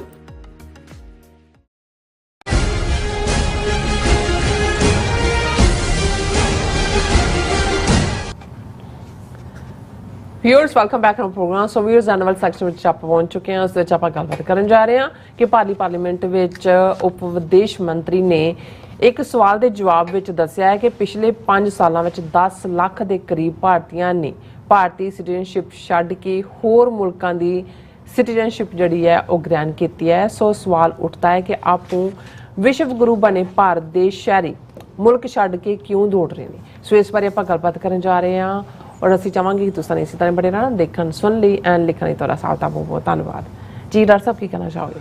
ਦੇਖੋ, ਅਮਰੀਕਨਾਂ ਦੀ ਐਕਸਪ੍ਰੈਸ਼ਨ ਹੈ ਕਿ you can't have the cake and eat it too. ਇੱਕ ਪਾਸੇ ਭਾਰਤੀ ਹਾਕਮ ਔਰ ਉਹਨਾਂ ਦੇ ਦੁਮ ਛੱਲੇ ਇਹ ਬੜਾ ਢੋਲ ਢਮੱਕੇ ਨਾਲ ਪ੍ਰਚਾਰ ਕਰਦੇ ਨੇ ਕਿ ਦੇਖੋ ਜੀ, ਭਾਰਤ ਵਿਸ਼ਵ ਗੁਰੂ ਬਣ ਗਿਆ ਔਰ ਵਿਸ਼ਵ ਗੁਰੂ ਦੇ ਲਈ ਉਹ ਪੂਰਾ ਝੂਠ, ਪੂਰਾ ਮਹਾਭਾਰਤ, ਰਾਮਾਇਣ, ਗਮਲਿਆਂ 'ਚ ਬੱਚੇ ਪੈਦਾ ਕਰਨੇ, ਟੈਸਟ ਟਿਊਬ ਬੇਬੀਜ਼, ਅਗਨੀਬਾਣ ਨੂੰ ਨਿਊਕਲੀਅਰ ਦੱਸਣਾ ਕਿ ਜੀ ਅਸੀਂ ਉਹ ਸਾਡੀ ਗਲੋਰੀ ਵਾਪਸ ਅਸੀਂ ਲੈ ਆਂਦੀ ਹੈ। ਪਰ ਦੂਸਰੇ ਪਾਸੇ ਜਦੋਂ ਹਕੀਕਤਨ ਇਹ ਸਾਹਮਣੇ ਆ ਰਿਹਾ ਹੈ ਕਿ ਭਾਈ ਇੱਕ ਪਾਸੇ ਗਲੋਬਲ ਹੰਗਰ ਇੰਡੈਕਸ ਹੋਏ, ਹਿਊਮਨ ਡਿਵੈਲਪਮੈਂਟ ਹੋਏ, ਕੋੜੀਆਂ ਦੀ ਗਿਣਤੀ ਹੋਏ, HIV ਹੋਏ, ਟੂਬਰਕਲੋਸਿਸ ਹੋਏ, ਕਿਸ ਲੈਵਲ ਦੇ ਉੱਤੇ ਈਵਨ ਡਿਊਰਿੰਗ ਦਾ ਕੋਵਿਡ-19 ਜੇ 1.5 ਕਰੋੜ ਬੰਦਾ ਜਿਹੜਾ ਉਹ ਮਰਦਾ ਹੈ ਤੇ ਆਲਮੋਸਟ 1/3 ਭਾਰਤੀ ਨੇ ਮਰਨ ਵਾਲੇ, ਔਰ ਲਾਸ਼ਾਂ ਕਿਵੇਂ ਰੁਲਦੀਆਂ ਨੇ। ਪਰ ਤੁਸੀਂ ਜੇ ਝੂਠ ਹੀ ਬੋਲਣਾ ਹੁਣ ਇਹਦੇ 'ਚ ਰਾਜ ਸਭਾ ਦੇ ਵਿੱਚ ਰਾਘਵ ਚੱਡਾ ਆਮ ਆਦਮੀ ਪਾਰਟੀ ਵਾਲਿਆਂ ਨੇ ਉਹਨੂੰ ਪੁੱਛਿਆ, ਜਿਹੜਾ ਅਸਿਸਟੈਂਟ ਜਿਹੜਾ ਮਿਨਿਸਟਰ ਆਫ ਸਟੇਟ ਹੈ Kirti Vardhan Singh, state for external affairs, ਵਿਦੇਸ਼ ਵਿਭਾਗ ਦਾ, ਕਿ ਜੀ ਸਾਨੂੰ ਦੱਸੋਗੇ ਕਿ ਵੀ ਪਿਛਲੇ ਸਾਲਾਂ 'ਚ 2023 ਔਰ ਉਸ ਤੋਂ ਪਹਿਲੇ 4 ਸਾਲਾਂ 'ਚ ਕਿੰਨੇ ਲੋਕਾਂ ਨੇ ਇੰਡੀਅਨ ਸਿਟੀਜ਼ਨਸ਼ਿਪ ਛੱਡੀ ਹੈ। ਹੁਣ ਕਿਉਂਕਿ ਅੰਕੜੇ ਉਹਨੇ ਮੰਗੇ ਔਰ ਉਹਦੇ 'ਚ ਉਹਨੇ ਜਿਹੜੇ ਅੰਕੜੇ ਮਿਨਿਸਟਰ ਨੇ ਦਿੱਤੇ, ਉਹਨੇ ਕਿਹਾ ਜੀ 2,16,000 ਭਾਰਤੀਆਂ ਨੇ 2023 ਦੇ ਵਿੱਚ ਭਾਰਤੀ ਸਿਟੀਜ਼ਨਸ਼ਿਪ ਛੱਡੀ। ਫਿਰ ਜਿਹੜੀ ਹੈ 2022 ਦੇ ਵਿੱਚ 2,25,620 ਭਾਰਤੀਆਂ ਨੇ ਸਿਟੀਜ਼ਨਸ਼ਿਪ ਛੱਡੀ। 2021 ਦੇ ਵਿੱਚ 1,63,370 ਭਾਰਤੀਆਂ ਨੇ ਛੱਡੀ ਸਿਟੀਜ਼ਨਸ਼ਿਪ। 2020 ਦੇ ਵਿੱਚ ਜਦੋਂ ਕਿ ਕੋਵਿਡ ਸ਼ੁਰੂ ਹੋਇਆ 85,256 ਭਾਰਤੀਆਂ ਨੇ ਸਿਟੀਜ਼ਨਸ਼ਿਪ ਛੱਡੀ ਔਰ 2019 ਦੇ ਵਿੱਚ 1,44,017 ਭਾਰਤੀਆਂ ਨੇ ਸਿਟੀਜ਼ਨਸ਼ਿਪ ਛੱਡੀ। ਹੁਣ ਇਹ ਆਲਮੋਸਟ ਜੇ ਤੁਸੀਂ 5 ਸਾਲ ਦਾ ਦੇਖੋ ਤੇ ਇਹ 10 ਲੱਖ ਤੋਂ ਜ਼ਿਆਦਾ ਗਿਣਤੀ ਬਣਦੀ ਹੈ। ਹੁਣ 1 ਮਿਲੀਅਨ ਦੁਨੀਆ ਦਾ ਤਾਂ ਕੁਝ ਛੋਟੇ ਮੁਲਕ ਹੋਣਗੇ ਜਿਨ੍ਹਾਂ ਦੀ ਆਬਾਦੀ 1 ਮਿਲੀਅਨ ਹੈ, ਵੀ ਜੇ 50 ਸਾਲਾਂ 'ਚ 1 ਮਿਲੀਅਨ ਭਾਰਤੀ ਛੱਡ ਰਹੇ ਨੇ ਤੇ ਇੱਕ ਪਾਸੇ ਤੁਸੀਂ ਉਸ ਨੂੰ ਭਾਰਤ ਨੂੰ ਵਿਸ਼ਵ ਗੁਰੂ ਕਹਿ ਰਹੇ ਹੋ। ਜਦੋਂ ਵਿਸ਼ਵ ਗੁਰੂ ਹੁੰਦਾ ਹੈ ਉਹ ਤਾਂ ਉਹ ਨੇ ਜਿੱਥੇ ਇੰਪਲੋਇਮੈਂਟ ਹੈ, ਜਿੱਥੇ ਨੌਕਰੀ ਹੈ, ਜਿੱਥੋਂ ਦੀ ਲੋਕ ਆ ਰਹੇ ਨੇ ਅਮਰੀਕਾ ਦੀ ਸਿਟੀਜ਼ਨਸ਼ਿਪ ਲੈਣ ਲਈ ਜਾਂ ਕੈਨੇਡਾ ਵੱਲ ਆਉਣ ਦੇ ਲਈ ਜਾਂ ਆਸਟ੍ਰੇਲੀਆ 'ਚ ਜਾਣ ਦੇ ਲਈ। ਫਿਰ ਜਦੋਂ ਉਹਨੂੰ ਇਹ ਪੁੱਛਿਆ ਗਿਆ ਕਿ ਜੀ ਇਹ ਜਿਹੜਾ ਇੰਨਾ ਵੱਡਾ ਬ੍ਰੇਨ ਡਰੇਨ ਵੀ ਹੋ ਰਿਹਾ, ਭਾਰਤੀ ਵੀ ਬਾਹਰ ਸਾਰੇ ਜਾ ਰਹੇ ਨੇ, ਇਹ ਤੁਹਾਡਾ ਇਹਦੇ 'ਚ ਕੀ ਹੈ ਕਿ ਵੀ ਇਹ ਕਿਉਂ ਇਸ ਲੈਵਲ ਦੇ ਉੱਤੇ ਹੋ ਰਿਹਾ। ਹੁਣ ਤੁਸੀਂ ਉਹ ਇਹ ਦੇਖੋ ਕਿ ਵੀ ਕਿਵੇਂ ਉਹਨਾਂ ਦੀ ਐਕਸਪਲੇਨੇਸ਼ਨ ਹੈ। ਔਰ ਉਹਦੇ 'ਚ ਉਹਨੇ ਕਿਹਾ ਕਿ ਵੀ ਜਦੋਂ ਉਹਨੇ ਪੁੱਛਿਆ ਵੀ ਇਹ ਹਾਈ ਨੰਬਰ ਆਫ ਰਿਨੰਸੀਏਸ਼ਨ ਜਿਹੜੀਆਂ ਨੇ ਇਹਦਾ ਕੀ ਕਾਰਨ ਹੈ, ਤੇ ਉਹਦੇ 'ਚ ਰਿਸਪੌਂਸ ਦੇ ਵਿੱਚ ਉਹ ਕਹਿੰਦਾ ਕਿ ਮੋਟੀਵੇਸ਼ਨਸ ਫॉर ਰਿਨਾਊਂਸਿੰਗ ਔਰ ਐਕਵਾਇਰਿੰਗ ਸਿਟੀਜ਼ਨਸ਼ਿਪ ਆਰ ਪਰਸਨਲ। ਉਹ ਕਹਿੰਦਾ ਜੀ ਇਹ ਤਾਂ ਪਰਸਨਲ ਫੈਸਲਾ ਹੈ ਕਿਹਨੇ ਸਿਟੀਜ਼ਨ ਰਹਿਣਾ ਛੱਡਣਾ। ਫਿਰ ਉਹ ਕਹਿੰਦਾ ਕਿ ਵੀ ਇਹ ਜਿਹੜੀ ਹੈ ਇਹ ਗਲੋਬਲ ਵਰਕਪਲੇਸ ਪੋਟੈਂਸ਼ੀਅਲ ਬਣ ਗਿਆ ਹੁਣ, ਔਰ ਇਹ ਸਾਡੀ ਸੌਫਟ ਪਾਵਰ ਬਣ ਰਹੀ ਹੈ। ਜਿਹੜੇ ਬਾਹਰ ਜਾ ਕੇ ਵੀ ਸੈਟਲ ਹੋ ਰਹੇ ਨੇ ਉਹ ਤਾਂ ਇੰਡੀਆ ਦੀ ਸੌਫਟ ਪਾਵਰ ਹੈ। ਔਰ ਇਹ ਜਿਹੜਾ diaspora networks and utilising the soft power associated with thriving expatriate community, ਕਿ ਜਿੰਨੀ ਬਾਹਰ ਕਮਿਊਨਿਟੀ ਜਿਹੜੀ ਹੈ ਥਰਾਈਵ ਕਰ ਰਹੀ ਹੈ ਸਾਡੀ ਸੌਫਟ ਪਾਵਰ।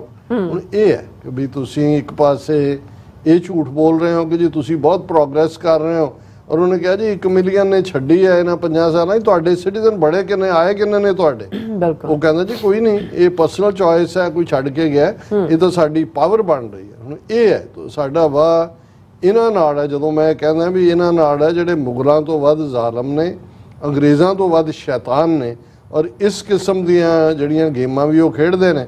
ਫਿਰ ਵੀ ਜੇ ਉਹ ਕਹੇ ਕਿ ਕਹਿਣਾ ਭਾਰਤ ਮਹਾਨ ਹੈ, ਅਸੀਂ ਵਿਸ਼ਵ ਗੁਰੂ ਬਣ ਗਏ ਹੈ, ਸਾਡੀ ਇਕਨੋਮੀ ਅਸੀਂ ਇੱਥੇ ਪਹੁੰਚ ਗਏ, ਔਰ ਹੁਣ ਉਹ ਕਹਿ ਰਿਹਾ ਮੋਦੀ 2045 ਵੱਲ ਦੇਖੋ ਉਦੋਂ ਅਸੀਂ ਦੁਨੀਆ ਨੂੰ ਬੀਟ ਕਰ ਦਿਆਂਗੇ। ਇਹ ਇਸ ਕਿਸਮ ਦੀਆਂ ਜਿਹੜੀਆਂ ਉਹਨਾਂ ਨੇ ਉਵੇਂ ਹੀ ਸਵਰਗ ਨਰਕ ਦਿਖਾਇਆ ਹੋਇਆ ਲੋਕਾਂ ਨੂੰ, ਉਹ ਮਿਥੀਕਲ ਕਹਾਣੀਆਂ ਦੇ ਨਾਲ। ਕਿਸੇ ਲਈ ਵਿਸ਼ਨੂਪੁਰੀ ਦਾ ਦਰਵਾਜ਼ਾ ਖੋਲ੍ਹਦੇ ਨੇ, ਕਿਸੇ ਲਈ ਸ਼ਿਵਪੁਰੀ ਹੈ ਤੇ ਕਿਸੇ ਦੇ ਲਈ ਕੋਈ ਹੋਰ ਪੁਰੀ ਹੈ। ਤੇ ਇੱਥੇ ਜਿਹੜਾ ਉਹ ਫਿਊਚਰ ਦੀ ਗੱਲ ਕਰੋ, ਸਾਹਮਣੇ ਤੁਹਾਡੇ ਨਜ਼ਰ ਆ ਰਿਹਾ ਕਿ ਭਾਈ ਤੋਂ ਪਾਵਰਟੀ ਦੇ ਨਾਲ ਡਾਲਰ ਜਿਹੜਾ ਉਹ 82-83 ਰੁਪਏ ਤੇ ਜਾ ਕੇ ਡਾਂਸ ਕਰ ਰਿਹਾ, ਔਰ ਇਹ ਕਹਿ ਰਹੇ ਨੇ ਜੀ ਅਸੀਂ ਵਿਸ਼ਵ ਗੁਰੂ ਹੋ ਗਏ ਹਾਂ। ਜੀ ਡਾਕਟਰ ਸਾਹਿਬ ਤੁਹਾਡਾ ਬਹੁਤ ਬਹੁਤ ਸ਼ੁਕਰੀਆ। ਹੁਣ ਆਪਾਂ ਆਪਣੇ ਜਿਹੜੇ ਵਿਊਅਰਸ ਮੈਸੇਜ ਨੇ ਉਹ ਲੈਣ ਜਾ ਰਹੇ ਹਾਂ। ਸਭ ਦਾ ਬਹੁਤ ਬਹੁਤ ਸ਼ੁਕਰੀਆ ਅਦਾ ਕਰਦੇ ਹਾਂ। ਸੋਮੈਲ ਜੀ ਸਾਡੇ ਪਹਿਲੇ ਵਿਊਅਰ ਨੇ, ਸਾਨੂੰ ਫਤਿਹ ਬੁਲਾਉਂਦੇ ਨੇ। ਵਾਹਿਗੁਰੂ ਜੀ ਕਾ ਖਾਲਸਾ ਵਾਹਿਗੁਰੂ ਜੀ ਕੀ ਫਤਿਹ। ਨਿਹੰਗ ਸਿੰਘ ਜੀ, ਸ਼ਿੰਦਾ ਸਿੰਘ ਗਿੱਲ ਖਾਲਸਾਨੀ ਜੀ, ਧਰਮ ਸਿੰਘ ਜੀ, ਬਲਵੀਰ ਸਿੰਘ ਟਿਵਾਣਾ ਜੀ, ਦਵਿੰਦਰ ਸੰਧੂ ਜੀ, ਅਜਵਿੰਦਰ ਸਿੰਘ ਸੋਧਾ ਜੀ, ਫੈਨ ਧਾਲੀਵਾਲ ਸਾਹਿਬ ਜੋਤੇ ਦੇ, ਔਰ ਇਸੇ ਤਰ੍ਹਾਂ ਫਿਰ ਹੈਗਾ ਜਸ ਸਿੰਘ ਜੀ, ਔਰ ਇੰਦਰਜੀਤ ਸਿੰਘ ਸੰਧੂ ਜੀ, ਜਸਕੀਰਤ ਸਿੰਘ ਜੀ, ਹਰਦੀਪ ਸਿੰਘ ਜੀ, ਸੁਖਜੀਵਨ ਬੱਚੂ ਜੀ, ਸੁਰਮੁਖ ਮੁੰਦਰਾ ਜੀ, ਫਿਰ ਇਸ ਤਰ੍ਹਾਂ ਜਸਵੀਰ ਸਿੰਘ ਬਰਾੜ ਜੀ, ਮਨਜੋਰ ਕੋਇਨੂਰ ਜੀ, ਔਰ ਪੰਦੇਰ ਜਗਦੀਸ਼ ਜੀ, ਔਰ ਇਸੇ ਤਰ੍ਹਾਂ ਜੀਤ ਸੂਰਤੀਆ ਜੀ, ਬਲਵਿੰਦਰ ਸਿੰਘ ਜੀ, ਔਰ ਇਸੇ ਤਰ੍ਹਾਂ ਜਸਕਰਨ ਫਤਿਹ ਗਰਾਂ ਜੀ, ਔਰ ਇਸੇ ਤਰ੍ਹਾਂ ਫਿਰ ਗੁਰਮੇਲ ਸਿੰਘ ਜੀ। ਸਭ ਸਾਨੂੰ ਫਤਿਹ ਬੁਲਾਉਂਦੇ ਨੇ ਔਰ ਖਾਲਸਾ ਜ਼ਿੰਦਾਬਾਦ ਕਹਿੰਦੇ ਨੇ। ਔਰ ਇਸੇ ਤਰ੍ਹਾਂ ਮਨਜੀਤ ਕੌਰ ਜੀ, ਫਿਰ ਅਮਰਜੀਤ ਰਾਏ ਜੀ, ਔਰ ਫਿਰ ਇਸੇ ਤਰ੍ਹਾਂ ਦਲਪ੍ਰੀਤ ਸਿੰਘ ਬਲੌਗ ਜੀ, ਇਹ ਸਾਨੂੰ ਸਭ ਫਤਿਹ ਬੁਲਾਉਂਦੇ ਨੇ, ਖਾਲਸਾ ਜ਼ਿੰਦਾਬਾਦ ਕਹਿੰਦੇ ਨੇ। ਚਰਨਜੀਤ ਰੰਧਾਵਾ ਜੀ ਇਹ ਲਿਖਦੇ now India is worried about Hindu minorities in Bangladesh, how about minorities in India, ਜੋ ਬੀਜੇਗਾ ਉਹੀ ਪਾਏਗਾ। So dictatorship will end in India soon and Khalsa will rise, ਰਾਜ ਕਰੇਗਾ ਖਾਲਸਾ। ਬਿਲਕੁਲ। ਜਿਹਾ ਬੀਜੈ ਸੋ ਲੁਣੈ, ਕਰਮਾ ਸੰਧੜਾ ਖੇਤ। ਬਿਲਕੁਲ। ਜੋ ਤੁਸੀਂ ਬੀਜਦੇ ਹੋ ਉਹੀ ਵੱਢਦੇ ਹੋ, ਇਹੀ ਕੁਦਰਤ ਦਾ ਨਿਜ਼ਾਮ ਹੈ। ਔਰ ਗੁਰਮੇਲ ਸਿੰਘ ਜੀ ਕਹਿੰਦੇ ਖਾਲਸਾ ਜ਼ਿੰਦਾਬਾਦ, ਸੈਕਸ ਫॉर ਜਸਟਿਸ ਜ਼ਿੰਦਾਬਾਦ। ਨਾਓ god is creating an environment in the South Asia to make Khalistan a reality. New example is Bangladesh, so very soon we are going to be a sovereign country. ਬਿਲਕੁਲ। And Ranjot Singh ji ਵੀ, ਔਰ ਜਤਿੰਦਰ ਸਿੰਘ ਜੀ ਵੀ, ਅਮਰਜੀਤ ਸੈਣੀ ਜੀ ਵੀ, fan Dhaliwal ਸਾਹਿਬ ਇਹ ਵੀ ਲਿਖਦੇ ਨੇ Khalsa referendum ਵਾਲਿਆਂ ਦਾ ਸਾਥ ਦੇਣ ਲਈ ਤਿਆਰ ਹੋ ਜਾਣਾ ਚਾਹੀਦਾ ਪੰਜਾਬ ਦੇ ਲੋਕਾਂ ਨੂੰ, ਹੁਣ ਤਾਂ ਖਾਲਸਾ ਜ਼ਿੰਦਾਬਾਦ। ਸਤਨਾਮ ਔਜਲਾ ਜੀ ਵੀ, ਫਿਰ ਇਸ ਤਰ੍ਹਾਂ ਕੌਰ ਸ਼ਰਨਜੀਤ ਕਹਿੰਦੇ ਨੇ ਕਿ ਪੰਜਾਬ ਤਾਂ 95% ਤਿਆਰ ਹੈ, ਸੈਕਸ ਫॉर ਜਸਟਿਸ ਵੋਟਾਂ ਤਾਂ ਪਵਾਏ। ਗੁਰਮੀਤ ਸਿੰਘ ਜੀ ਕਹਿੰਦੇ USMISFJ ਵਾਲੇ ਖਾਲਸਾ ਦੀ ਜਥੇਬੰਦੀ ਜ਼ਿੰਦਾਬਾਦ, ਖਾਲਸਾ ਜ਼ਿੰਦਾਬਾਦ। ਸ਼ਿੰਦਾ ਸਿੰਘ ਗਿੱਲ ਖਾਲਸਾਨੀ ਵੀ ਕਹਿੰਦੇ politics Punjab working every day. Kuldeep Kaur ji good ਫਤਿਹ ਕਹਿੰਦੇ ਨੇ। ਗੁਰਪਿੰਦਰ ਸਿੰਘ ਜੀ ਥੈਂਕਸ ਕਹਿੰਦੇ ਨੇ। ਜੀ ਖਾਨ ਜੀ ਸਾਨੂੰ ਸਤਿ ਸ਼੍ਰੀ ਅਕਾਲ ਕਹਿੰਦੇ ਨੇ। ਮੁਹੰਮਦ ਜਾਵੇਦ ਜੀ ਸਾਨੂੰ ਲਿਖਦੇ ਨੇ, ਕਹਿੰਦੇ ਨੇ ਕਿ ਡਾਕਟਰ साहब अस्सलाम वालेकुम, इंडिया अफ़गानिस्तान से आउट, बांग्लादेश से आउट एंड इंशाअल्लाह अब इंडिया पंजाब और कश्मीर से भी जल्दी बनेगा भागेगा। हाँ मोहम्मद जावेद जी बिल्कुल तुसी ठीक फरमाया। ਇੱਕੋ ਇੱਕ ਬੰਗਲਾਦੇਸ਼ ਜਿਹੜਾ ਹੈ ਉਹ ਸਾਊਥ ਏਸ਼ੀਆ ਦੇ 7 ਮੁਲਕਾਂ ਚੋਂ ਇਹਦਾ ਬਿਲਕੁਲ ਕਰੋਨੀ ਬਣਿਆ ਹੋਇਆ ਸੀ, ਉੱਥੋਂ ਵੀ ਬਿਲਕੁਲ ਸਫਾਇਆ ਹੋ ਗਿਆ ਇਹਨਾਂ ਦਾ। ਬਿਲਕੁਲ। ਰਾਜਵਿੰਦਰ ਸਿੰਘ ਜੀ ਕਹਿੰਦੇ ਵਾਹਿਗੁਰੂ ਜੀ ਕਾ ਖਾਲਸਾ ਵਾਹਿਗੁਰੂ ਜੀ ਕੀ ਫਤਿਹ। ਡਾਕਟਰ ਸਾਹਿਬ God willing India is next to fall like Bangladesh. ਉਹ ਬਿਲकुल ਬਿਲकुल ਇਹ ਵੀ ਇਵੇਂ ਹੀ ਦੌੜੇਗਾ ਮੋਦੀ। मोहम्मद जावेद जी कहते अब मैं उर्दू लिखूंगा सानू उर्दू नहीं आती सॉरी फॉर दैट। जी खान फ्री इमरान खान। सो इसे तरह कोर शरणजीत कहते ने वेले वेले दी गल है, वक्त हमेशा इक्को जिहा नहीं रहिंदा, मोदी नू भी अकल करनी चाहिदी है। हाँ तुसी भैन जी ठीक फरमाया, पर ये ਜਿਹੜਾ ਇਹਨਾਂ ਦਾ ਹੀ ਆਪਣਾ ਸਲੋਕ ਹੈ ਕਿ ਵਿਨਾਸ਼ ਕਾਲੇ ਵਿਪਰੀਤ ਬੁੱਧੀ, ਕਿ ਜਦੋਂ ਕਿਸੇ ਦਾ ਅੰਤ ਆਂਦਾ ਉਹਦੀ ਅਕਲ ਪੁੱਠੀ ਹੋ ਜਾਂਦੀ ਹੈ। ਸੋ ਇਹਨਾਂ ਦੇ ਅੰਤ ਦੀ ਨਿਸ਼ਾਨੀ ਹੈ ਜਿਹੜੀ ਇਹਨਾਂ ਦੀ ਅਕਲ ਪੁੱਠੀ ਜੀ ਖਾਨ ਮੁਬਾਰਕਾਂ ਦਿੰਦੇ ਨੇ ਬੰਗਲਾਦੇਸ਼ ਨੂੰ। ਔਰ ਫੈਨ ਤਾਲੀਬਾਲ ਸਾਹਿਬ ਜਦੋਂ ਕਹਿੰਦੇ ਨੇ ਕਿ ਹੁਣ ਤਾਂ ਖਾਲਸਾ ਬੰਦ ਤੋਂ ਬਾਅਦ ਵਿੱਚ ਮੋਦੀ ਨੂੰ ਅਕਲ ਆਊਗੀ। ਬਿਲਕੁਲ ਠੀਕ ਕਿਹਾ ਉਹਨਾਂ ਨੇ। ਸੋਨਮੈਲ ਜੀ ਕਹਿੰਦੇ doctor Sahib it's very I like it. ਕਹਿੰਦੇ ਡਾਕਟਰ ਸਾਹਿਬ ਇੱਕ ਬੱਕਰੀ ਚੁੱਕੀ ਫਿਰਦਾ ਸੀ, ਕਹਿੰਦਾ ਹੁਣ ਈਦ ਮਨਾਵਾਂਗੇ। ਆਈ ਇੰਜੋਏ ਦਿਸ ਮੈਸੇਜ। ਔਰ ਮੁਹੰਮਦ ਜਾਵੇਦ ਦਾ ਮੇਰੇ ਖਿਆਲ ਉਹਨਾਂ ਨੇ ਵੀ ਹਮਾਇਤ ਹੀ ਕੀਤੀ ਹੈ, ਕਹਿੰਦੇ ਕਿ ਕਸ਼ਮੀਰੀਆਂ ਦੀ ਵੀ ਔਰ ਖਾਲਿਸਤਾਨੀਆਂ ਦੀ ਵੀ। ਔਰ ਜਿੱਦਾਂ ਬੰਗਲਾਦੇਸ਼ ਹੈ ਨਾ ਰੀਜੋਇਸਿੰਗ ਹੈ ਜਿਹੜਾ ਯੂਫੋਰੀਆ ਨਾ ਬੰਗਲਾਦੇਸ਼। ਹਾਂਜੀ ਉਹੀ ਗੱਲ ਆ। ਹਾਂਜੀ ਮੈਂ ਤੁਹਾਡੇ ਜਿੱਦਾਂ ਆਪਾਂ ਕੀਤਾ ਸੀ ਮੈਂ ਉਦੋਂ ਹੱਸਦੀ ਸੀ ਇਹਨਾਂ ਦਾ ਮਾਸ ਦੇਖ ਕੇ। ਗੁਰਨੇਕ ਨਿੱਜਰ ਜੀ ਵੀ ਫਤਿਹ ਬੁਲਾਉਂਦੇ ਨੇ। ਸੁਖਵਿੰਦਰ ਸਿੰਘ ਖਾਲਸਾ ਜ਼ਿੰਦਾਬਾਦ ਕਹਿੰਦੇ ਨੇ। ਔਰ ਅਵਤਾਰ ਸਿੰਘ ਜੀ ਵੀ ਫਤਿਹ ਬੁਲਾਉਂਦੇ ਨੇ। ਬਾਲ ਟੱਕਰ ਜੀ ਵੀ ਕਹਿੰਦੇ you are absolutely right, thank you for your support from Bangladesh. And B Jolly ji ਮੇਰੇ ਖਿਆਲ ਤੁਸੀਂ ਇਹਨਾਂ ਦਾ ਕਰ ਦਿਓ। ਕਹਿੰਦੇ ਸੋਨ ਮਾਲ ਨੂੰ ਮੇਰੇ ਖਿਆਲ ਕੁਝ ਕਹਿੰਦੇ meaning of Singh is line, what if line is taking goat.